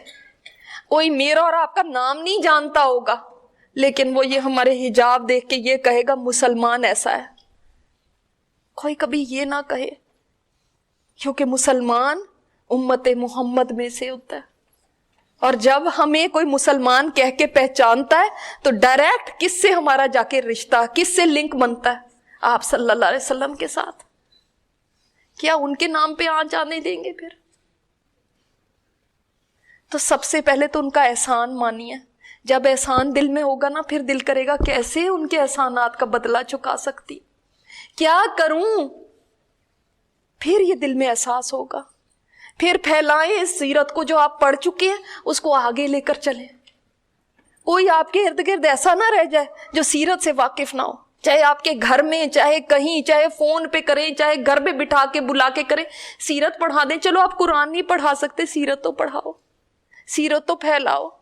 बताओ तो सही दुनिया को मेरे नबी कौन थे, कि बच्चे बच्चे को पता चल जाए कि मेरे नबी कौन थे। हमने उनका उसवा भी अपनाना है और साथ साथ उनकी सीरत को भी आगे पहुंचाना है। कि आज दुनिया भूल चुकी है, दुनिया भूल चुकी, नहीं जानती है। यकीन करें, जिनका हम कलमा पढ़ते हैं, आप मुसलमानों का सर्वे करके देख ले, अपनी मस्जिद में कभी सर्वे करिएगा, कितने लोग ऐसे हैं जो सीरत नबी को जानते नहीं जानते। चंद एक वाकयात के सिवा कुछ नहीं पता है। क्या ये हमारे ऊपर अब फरीजा नहीं है कि हम आगे पहुंचाएं, हम बताएं आगे? हम इसको यहीं तक बस खत्म करके कोर्स को यहां तक नहीं छोड़ दें, बल्कि बार बार इससे गुजरें। जब आप किसी को बताओगे तो आप बार बार पढ़ोगे। ये तरीका सीरत से जुड़े रहने का। और अल्लाह को मैं गवाह बना के आज ये कहती हूँ कि ये सीरत को मैंने बहुत प्यार से पढ़ाया। अल्लाह ताला इसको कबूल कर ले बस मुझसे, और आप सल्लल्लाहु अलैहि वसल्लम के सामने सुरखरू करते हैं। کہ ہم محبت کا حق تو ادا نہیں کر سکتے, صرف زبان ابھی تو ہلائی ہے ہم نے, تو ابھی ویسے کردار اور اخلاق دکھایا نہیں. اللہ کردار اور اخلاق میں بھی ہمارے لیے آئے کہ اللہ کے لیے کوئی مشکل نہیں ہو, چاہے تو ذرے کو آفتاب بنا دے. ہم بھی ذرے ہیں گرے پڑے سے, اللہ تعالیٰ چاہے تو ہمارے اندر یہ کردار پیدا فرما دے. تو اب جو لوگ سیرت سے ابھی تک نہیں جڑے ہوئے وہ یہ فارم یہ کھڑی ہو جائیں تو فارم ان سے لے لیں اور وہ ضرور سیرت کا کورس شروع کریں. اور جو لوگ الحمدللہ کر چکی ہیں اب وہ آگے بڑھائیں اس کو. اب آپ کا کام ہے آگے بڑھانا, آپ کا کام ہے آگے لے جانا. اب یہ آپ کے اوپر ذمہ داری بن گئی ہے, وہ آگے لے کر جائے. سبحان اللہ و بحمدہ سبحان اللہ العظیم, سبحان اللہ و بحمدہ سبحان اللہ العظیم. اللہم صلی علی محمد وعلی آل محمد کما صلیت علی ابراہیم وعلی آل ابراہیم انک حمید مجید. اللہم بارک علی محمد وعلی آل محمد کما بارکت علی ابراہیم وعلی آل ابراہیم انک حمید مجید. ربنا آتنا فی الدنیا حسنۃ وفی الآخرۃ حسنۃ وقنا عذاب النار. ربنا لا تؤاخذنا ان نسینا واخطانا. ربنا ولا تحمل علينا اصرا كما حملته على الذين من قبلنا. ربنا ولا تحملنا ما لا طاقة لنا به واعف عنا واغفر لنا وارحمنا انت مولانا فانصرنا على القوم الكافرين. یا حی یا قیوم برحمتک نستغیث, یا حی یا قیوم برحمتک نستغیث. یا اللہ تعالیٰ, یا رحمان الرحیم, یا ذوالجلال والاکرام, یا اللہ تیری گندی مندی بندیاں اپنے ہاتھ اٹھائے ہوئے تجھ سے دعائیں مانگ رہی ہیں کہ تو ہمارے گناہوں کو معاف فرما دے. اللہ ہماری پچھلی زندگی میں جتنی ہم سے کمیاں کوتاہیاں رہ گئیں, گناہ ہو گئے, تیرے حق میں سے یا تیرے بندوں کے حقوق میں سے سب کو معاف فرما دے. اللہ اپنی رحمت سے معاف فرما دے, اللہ اپنی رحمت سے معاف فرما دے. یا اللہ تو ہمیں سزا نہ دینا, نہ اس دنیا میں دینا نہ آخرت میں. اللہ تعالیٰ ہمیں سزاؤں سے محفوظ رکھنا, اپنے عذاب سے محفوظ رکھنا, اپنے عذابوں سے محفوظ رکھنا. اللہ تو اپنی مغفرت اپنی رحمت سے ہمیں بخش دینا, ہم سے درگزر فرما لینا. یا اللہ جو پچھلی زندگی گزری ہے کہیں جہالت میں ہم نے گناہ کیے, کہیں علم آنے کے بعد گناہ کیے, اللہ تعالیٰ تو معاف فرما دینا سب کو. اللہ ہم نے تو جانتے بوجھتے بھی کیے, اللہ تو معاف فرما دینا اپنی رحمت سے. یا اللہ تعالیٰ جو پڑھا ہے اللہ اس کو قبول فرما لے, اللہ جو پڑھا ہے اس کو قبول فرما لے. یا اللہ جنہوں نے امتحان دیے ہیں اس میں محنتیں کی ہیں, جتنا ایک ایک منٹ ایک ایک سیکنڈ لگایا ہے, جن ایڈمنز نے اس کے اندر تعاون کیا ہے, اللہ جن لوگوں نے اس میں تعاون کیا ہے ان سب کا تعاون قبول فرما لینا, ان سب کی محنتیں قبول فرما لینا. اللہ سب کا پڑھنا قبول فرما لینا, اللہ میرا پڑھانا قبول فرما لینا. یا اللہ حق ادا نہیں ہوا, تیرے نبی کی زندگی کو پڑھنے کا بھی حق ادا نہیں ہوا. یا اللہ تعالیٰ جیسے بھی کیا ہے اللہ اس کو ایسے ہی قبول کر لینا, بار بار پڑھنے اور پڑھانے کی توفیق عطا فرمانا. اللہ پڑھ تو لیا ہے, اللہ ہمارے اخلاق بھی ایسے بنا دے, ہمارے کردار بھی ایسے بنا دے, ہماری زندگیاں ڈھال دے نبی کی زندگی. اللہ ان کو نمونہ بنا دے ہمارے لیے, اللہ ان کی جیسی زندگی اپنانے کی میں آسانی پیدا فرما دے ہمارے لیے. اللہ ہمارے نفس نہیں مانتے, اللہ ہمارے من نہیں مانتے, اللہ ہم بگڑ چکے ہیں. اللہ تعالیٰ تمہاری زندگیوں کو سنوار دے اور نرمی سے سنوار دینا, اللہ نرمی سے سنوار دینا, سختی نہ کرنا ہم پہ. یا اللہ تعالیٰ ہم تو پڑھ چکے, بہت کچھ پڑھ چکے اللہ, پھر بھی ہم باز نہیں آتے. یا اللہ تو ہمیں معاف کر دے, اللہ تو ہمیں معاف کر دے. یا اللہ قیامت کے دن ہمیں شرمندہ نہ کرنا ہمارے نبی کے سامنے کہ وہ حوض پہ کھڑے ہو اور انہوں نے اگر فرما دیا کہ میں نے تو اپنے بچوں کی بھی قربانیاں دے دی, میں نے تو اپنی ذات کی بھی قربانی دی, اپنے صحابہ کی بھی قربانی دی, تم نے کیا کیا, تو ہم کیا کہیں گے. اللہ ہمیں شرمندگی سے بچا لینا, اللہ ہمیں شرمندگی سے بچا لینا. یا اللہ حق ادا کروا لینا, امتی ہونے کا حق ادا کروا دینا. یا اللہ تعالیٰ تیرا شکر ہے کہ تو نے ہمیں ان کا امتی بنایا. ہم نے تو کوئی اس کے اندر تجھے نہیں درخواست دی تھی. اللہ تیرا کرم ہے کہ تو نے ہمیں ان کا امتی بنایا. یا اللہ تعالیٰ اب حق بھی ادا کروا دینا. اللہ حق بھی ادا کروا دینا. یا اللہ ہمارے نبی کے درجے بلند فرمانا, ان کو وسیلہ اور فضیلہ عطا فرمانا. یا اللہ تعالیٰ جب وہ جنت کا دروازہ کھلوائیں گے اور سب سے پہلا ان کا قدم ہوگا جنت میں, تو اللہ ہمیں ان کے پیچھے جانے والوں میں شامل فرما دینا. اللہ جو ان کے پیچھے جو جماعت ہو اللہ اس میں ہمیں شامل فرما دینا. اللہ تعالیٰ ہمیں اس میں شامل فرما دینا. اللہ ہم کہیں آگ میں نہ پڑے ہوں اس وقت, اللہ ہمیں اس جماعت میں شامل فرما دینا جو ان کے پیچھے جنت میں داخل ہو. اللہ ہمارے بچوں کو, اللہ ہمارے خاندانوں کو, اللہ تعالیٰ تو سب کو ان کے پیچھے جنت میں داخل فرمانا. اللہ ہم میں سے کسی کو پیچھے نہ چھوڑ دینا. اللہ ہم میں سے کسی کو پیچھے نہ رہنے دینا. یا اللہ آگ کے عذاب سے ہمیں بچا لے. اللہ آگ کے عذاب سے ہمیں بچا لے. اللہم اجرنا من النار, اللہم اجرنا من النار. اللہ ہمیں آگ کے عذاب سے بچا لے. ہمارے بچوں کو بچا لے, ہمارے ماں باپ کو بچا لے. یا اللہ ہمارے خاندانوں کو بچا لے, کل امت مسلمہ کو بچا لے. یا اللہ جو ہماری یہ بہنیں ہمارے ساتھ قرآن پڑھنے والی سب کو بچا لینا آگ کے عذاب سے. اللہ تعالیٰ اپنے ہر قسم کے غضب سے بچانا, ہر قسم کی سزا سے بچانا. یا اللہ تعالیٰ ہم نہیں سزائیں سہ سکتے, ہم موت کی سزا نہیں سہ سکتے, جان کنی کی سزا نہیں سہ سکتے. موت کو آسان کر دینا ہمارے لیے. اللہ ہم قبر کی سزائیں نہیں سہ سکتے, اللہ قبر کو آسان کر دینا ہمارے لیے. اللہ ہم حشر کی گرمی نہیں سہ سکتے, تو حشر کے دن میں ہمیں بادلوں کا سایہ اور اپنے عرش کا سایہ نصیب فرما دینا. یا اللہ تعالیٰ ہم پل صراط کی سختی نہیں سہ سکتے, اللہ اس دن ہمارے نور مکمل فرما دینا. اللہ اس دن تیزی سے ہمیں پل صراط سے گزار دینا. یا اللہ تعالیٰ اللہ ہم بہت کمزور ہیں, اللہ ہم بہت کمزور ہیں. یا اللہ تعالیٰ ایک تیری رحمت کا آسرا ہے, اگر تیری رحمت نہ ہوئی تو ہم پار نہیں ہو سکتے. اللہ اپنی رحمت کی چھاؤں میں ہمیں لے لے. یا اللہ تعالیٰ اپنی رحمت کی آغوش میں لے لے. تو بڑا غفور الرحیم ہے, تو بڑا رحمان الرحیم ہے. اللہ پاک تو نے آج تک ہمیں بڑے نازوں میں پالا ہے. اللہ تو نے ہمیں کبھی کوئی تکلیف نہیں دی, ہم تو شکر ہی نہیں ادا کر سکتے. تو نے ہم پر جتنی نعمتیں کی ہیں اللہ ہم تو شکر نہیں ادا کر سکتے. یا اللہ تعالیٰ تو آگے بھی نعمتوں کے زوال سے بچانا. اللہ پاک تو آگے بھی اپنی رحمتوں کی آغوش میں لیے رکھنا. اللہ تعالیٰ اللہ ہم نے تیری قدردانی نہیں کی جیسے کرنی چاہیے تھی. اللہ تو نے ہم میرے پاس اتنا پیارا اپنا کلام بھیجا, اللہ ہم نہ قدردانی کر پائے. تو نے اتنے پیارے نبی کی امت میں ہمیں بنایا تو ہم اس کی بھی قدردانی نہ کر پائے. اللہ تعالیٰ ہمیں ان غفلتوں سے نکال لے. اللہ مرنے سے پہلے غفلتوں سے نکال لے, نہ نرمی سے نکالنا. اللہ کوئی آزمائشیں نہ ہم پر بھیجنا, ہم آزمائشیں نہیں سہ سکتے. اللہ ہمارے اپنی ذات میں بھی کوئی آزمائش نہ ڈالنا, ہماری اولادوں میں بھی ہمیں کوئی آزمائش نہ دکھانا. یا اللہ عافیت عطا فرما, ہمارے گھروں میں عافیت عطا فرما, ہمیں دنیا اور آخرت میں عافیت عطا فرما. یا اللہ ہمارے اہل میں, ہمارے مال میں, ہماری اپنی ذات میں ہمیں عافیت عطا فرما. یا اللہ حاسدوں کے حسد سے محفوظ رکھنا. یا اللہ نظر بد سے محفوظ رکھنا. یا اللہ ہر قسم کے شر سے ہم سب کو, ہمارے گھر والوں کو محفوظ رکھنا. اللہ جو ٹوٹی پھوٹی کوشش کی ہے ان کو کوششوں کو قبول فرما لینا, ٹوٹی پھوٹی کوششوں کو قبول فرما لینا اپنی بارگاہ میں. اے باری تعالیٰ تو بڑا عظیم ہے اور تو شکور ہے, تو قدردان ہے. اللہ تیرے جیسا تو قدردان کوئی نہیں. اللہ تیرے آگے تو چھوٹا سا بھی کرے تو بہت کچھ دیتا ہے.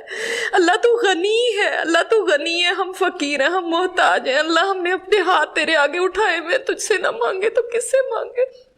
تو نے نہ دیا تو کون دے گا ہمیں. اللہ تو نے دھتکارا تو کون ہمیں اپنائے گا. اللہ پاک تو ہمیں نہ دھتکارنا ہی. اللہ تو نہ ہمیں دھتکارنا, اللہ تو نہ ہمیں پیچھے کرنا. اللہ تو بڑا کرم کرنے والا ہے, تو ہمارے جیسے مسکینوں پہ رحم فرما دے, اپنا رحم فرما دے اپنا. اللہ ہمارے گھر والوں پہ اپنا رحم فرما دے. اللہ ہماری نسلوں پہ اپنا رحم فرما دے. ایمان پہ رکھنا اور ایمان پہ خاتمہ ہم سب کا ہو. اللہ پاک ہماری نسلوں کا ایمان پہ خاتمہ ہو. یا اللہ اپنا کرم ہم پہ رکھنا، اللہ ہمارے گناہوں کی طرف نہ دیکھنا، اللہ تو اپنے کرم اور اپنی رحمت کی طرف دیکھنا۔ اللہ پاک تو نے ہمارے گناہوں کی طرف دیکھا تو ہم تو بڑے خسارے میں ہوں گے اللہ، ہم کسی قابل نہیں ہیں، کیا دکھائیں گے ہم تجھے اس دن اللہ، ہم کچھ نہ کر پائے ساری زندگی میں، اللہ تو کچھ ایسا کروا لے جس سے تو راضی ہو جائے اللہ، جس سے تو خوش ہو جائے اللہ، ایسا کروا لے کچھ اللہ جس میں تیری رضا، ان کاموں میں ہمیں ڈال دینا اللہ، ہماری زندگی کو ضائع ہونے سے بچا لے، ہماری زندگی میں برکت عطا فرما دے، ہماری اولادوں میں برکت عطا فرما دے، ہمارے گھروں میں برکت عطا فرما دے یا اللہ تعالیٰ، جو پڑھتے ہیں اللہ، جو سیکھ رہے ہیں اللہ، اس پہ عمل کرنے کی توفیق عطا فرما دے، رزق کے حلال عطا فرمانا، اوپر والا ہاتھ دیے رکھنا، ہر محتاجی سے اللہ پاک محفوظ رکھنا اللہ تعالیٰ، ہمارے بچوں کے نیک نصیب کرنا یا اللہ، ان کو نیک اور صالح بنا دے، متقین کا امام بنا دے، ہماری آنکھوں کی ٹھنڈک بنا دے یا اللہ، صدقہ جاریہ بنا دے اللہ، ان کو شر کی چیزوں سے، شر کی جگہوں سے، شر کی مجلسوں سے دور رکھنا یا اللہ، آج کے جو فتنے ہیں ان سے ہمارے بچوں کو محفوظ رکھنا یا اللہ تعالیٰ، ہمارے گھروں میں دین کو زندہ فرما دے اللہ، ہمارے گھروں میں دین کو زندہ فرما دے یا اللہ تعالیٰ، ہمارے گھر آج دین کے نام سے اللہ بھاگتے ہیں یا اللہ تعالیٰ، تو ان کو دین کی طرف لے آ یا اللہ، ہمارے شوہروں کو دین کی طرف لے آ، ہماری اولادوں کو دین کی طرف لے آ یا اللہ تعالیٰ، ہمیں بہترین رول ماڈل بنا، ہمارے گھر والوں کے لیے بھی اور باقی لوگوں کے لیے بھی یا اللہ، ہمیں حکمت عطا فرما، کیسے ہم اپنی اولادوں کی تربیت کریں اللہ، اس کی حکمتیں ہمیں عطا فرما یا اللہ، تو خود حفاظتیں فرما، ہم نہیں حفاظت کر سکتے اللہ پاک، ہم بے بس ہیں، ہم کمزور ہیں، ہم نہیں کسی کی حفاظت کر سکتے، تو خود ہماری اولادوں کی نسلوں کی حفاظت فرمانا یا اللہ تعالیٰ یا اللہ تعالیٰ، ہم سب کو ہماری دنیا میں بھی اور آخرت میں بھی اللہ تعالیٰ، ہم سب کو خوشیاں نصیب فرمانا، کامیابیاں نصیب فرمانا، ہمارے بچوں کو بھی اللہ دین دنیا اور آخرت کی کامیابیاں عطا فرمانا، سر بلندیاں نعمتیں عطا فرمانا،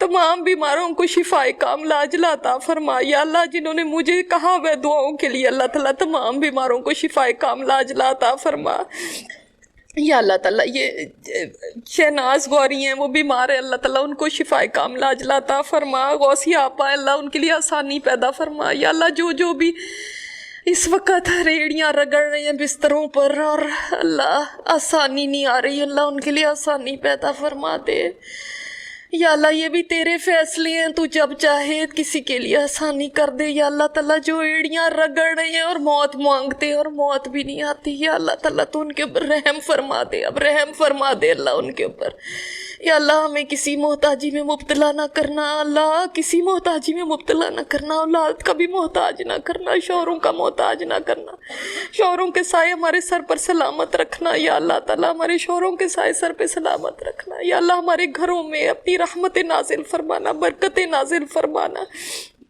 یا اللہ، ہماری گھروں میں محبتیں پیدا فرمانا، جھگڑے اور فساد ختم کر دینا یا اللہ، میاں بیوی میں جہاں پہ عداوتیں اللہ دور فرما دے، محبتیں پیدا فرما دے یا اللہ، بچوں کو والدین کا فرما بردار بنا دے اللہ، فرما بردار بنا دے یا اللہ تعالیٰ، ہمیں ہمارے والدین کے لیے اور اساتذہ کرام کے لیے صدقہ جاریہ بنا دے یا اللہ، ہماری اولادوں کو، ہمارے شاگردوں کو ہمارے لیے صدقہ جاریہ بنا دے یا اللہ تعالیٰ، جو بے روزگار ہیں ان کو رزق حلال عطا فرما یا اللہ، اب یہ جو ایک نیت کی ہے عمرے پہ جانے کی، تیرے گھر پہ آنے کی اللہ، ہم سب کو اکٹھے اپنے گھر کا دیدار کرانا یا اللہ، ہم سب کو اکٹھے عمرے کے لیے لے کر جانا یا اللہ تعالیٰ، اس میں ہمارے لیے آسانی پیدا فرما دینا اللہ، ہم سے قبول فرما لینا، ہمارا ایک ایک قدم اس میں قبول فرما دینا یا اللہ تعالیٰ، اس سارا جو بھی پروسیس ہے اللہ تعالیٰ، اس میں تو ہمارا حامی و ناصر بن جانا یا اللہ، تو ہمارا حامی و ناصر بن جانا یا اللہ تعالیٰ، جو حاضرین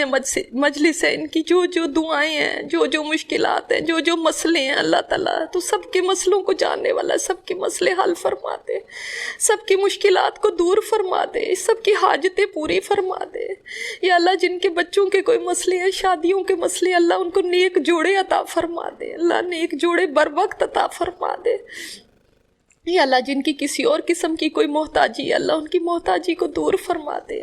یا اللہ ہم میں سے کوئی بیمار ہے یا ہمارے عزیز و قارب میں سے کوئی بیمار ہے اللہ تمام کو شفائے کاملہ عاجلہ عطا فرما دے. یا رب رمضان آنے والا ہے ہمیں رمضان کا حق ادا کرنے والا بنا دینا. یا اللہ رمضان میں پورے روزے رکھنے کی توفیق عطا فرمانا, بہترین عبادت کرنے کی توفیق عطا فرمانا, جس سے تو راضی ہو جائے اللہ وہ والی عبادت ہم سے کرا دینا. ہمیں ہمت عطا فرمانا, صحت ایسی عطا فرمانا, ہمارے وقت میں برکت ڈال دینا اللہ کہ ہم بھرپور طریقے سے تیری حمد و ثنا, تیرا ذکر, تیرا قرآن کو ہم پڑھ سکے اللہ تعالیٰ, بہترین تیری عبادت کر سکے اللہ. حق ادا کروا لینا ہم سے. یا اللہ جو کچھ بھی پڑھا ہے اللہ تعالیٰ قبول فرما دے اور اس کا بہترین اجر دنیا اور آخرت میں عطا فرما دینا اللہ. ہم محتاج ہیں تیرے سے, مانگ ہی سکتے ہیں اللہ, درخواست ہی کر سکتے ہیں اللہ تعالیٰ. تو بڑا کرم کرنے والا ہے اللہ, تو کسی سائل کو خالی نہیں جانے دیتا اللہ, تیرے در سے کوئی خالی نہیں جاتا. یا اللہ تو ہماری بھی جھولیاں بھر بھر کے ہمیں بھیجنا. یا اللہ تعالیٰ جو مانگا ہے اس کے سوا اپنی شان کے مطابق عطا فرمانا اللہ. ہمیں تو مانگنا نہیں آتا, ہم تو تھوڑا ہی مانگ سکتے ہیں جتنی ہماری اوقات ہے, پر دینے والا تو ہے اللہ. جس در سے مانگ رہے وہ در تو بہت بڑا ہے, تو اپنی شان کے مطابق عطا فرمانا اللہ. جو مانگا ہے وہ بھی دینا, اور جو مانگنے سے رہ گیا ہے تو ہماری ضرورتوں کو ہم سے زیادہ جانتا ہے اللہ, وہ بھی عطا فرما دینا. ربنا تقبل منا انك انت السميع العليم وتب علينا انك انت التواب الرحيم. صلی اللہ تعالی علی خیر خلقہ محمد وعلى آلہ واصحابہ اجمعین برحمتک یا ارحم الراحمین. آمین یا رب العالمین. اللہم صلی علی محمد وعلى آل محمد كما صليت على إبراهيم وعلى آل إبراهيم إنك حميد مجيد. اللهم بارك على محمد وعلى آل محمد كما باركت على إبراهيم وعلى آل إبراهيم إنك حميد مجيد. سبحانك اللهم وبحمدك نشهد أن لا إله إلا أنت نستغفرك ونتوب إليك. آمين يا رب العالمين.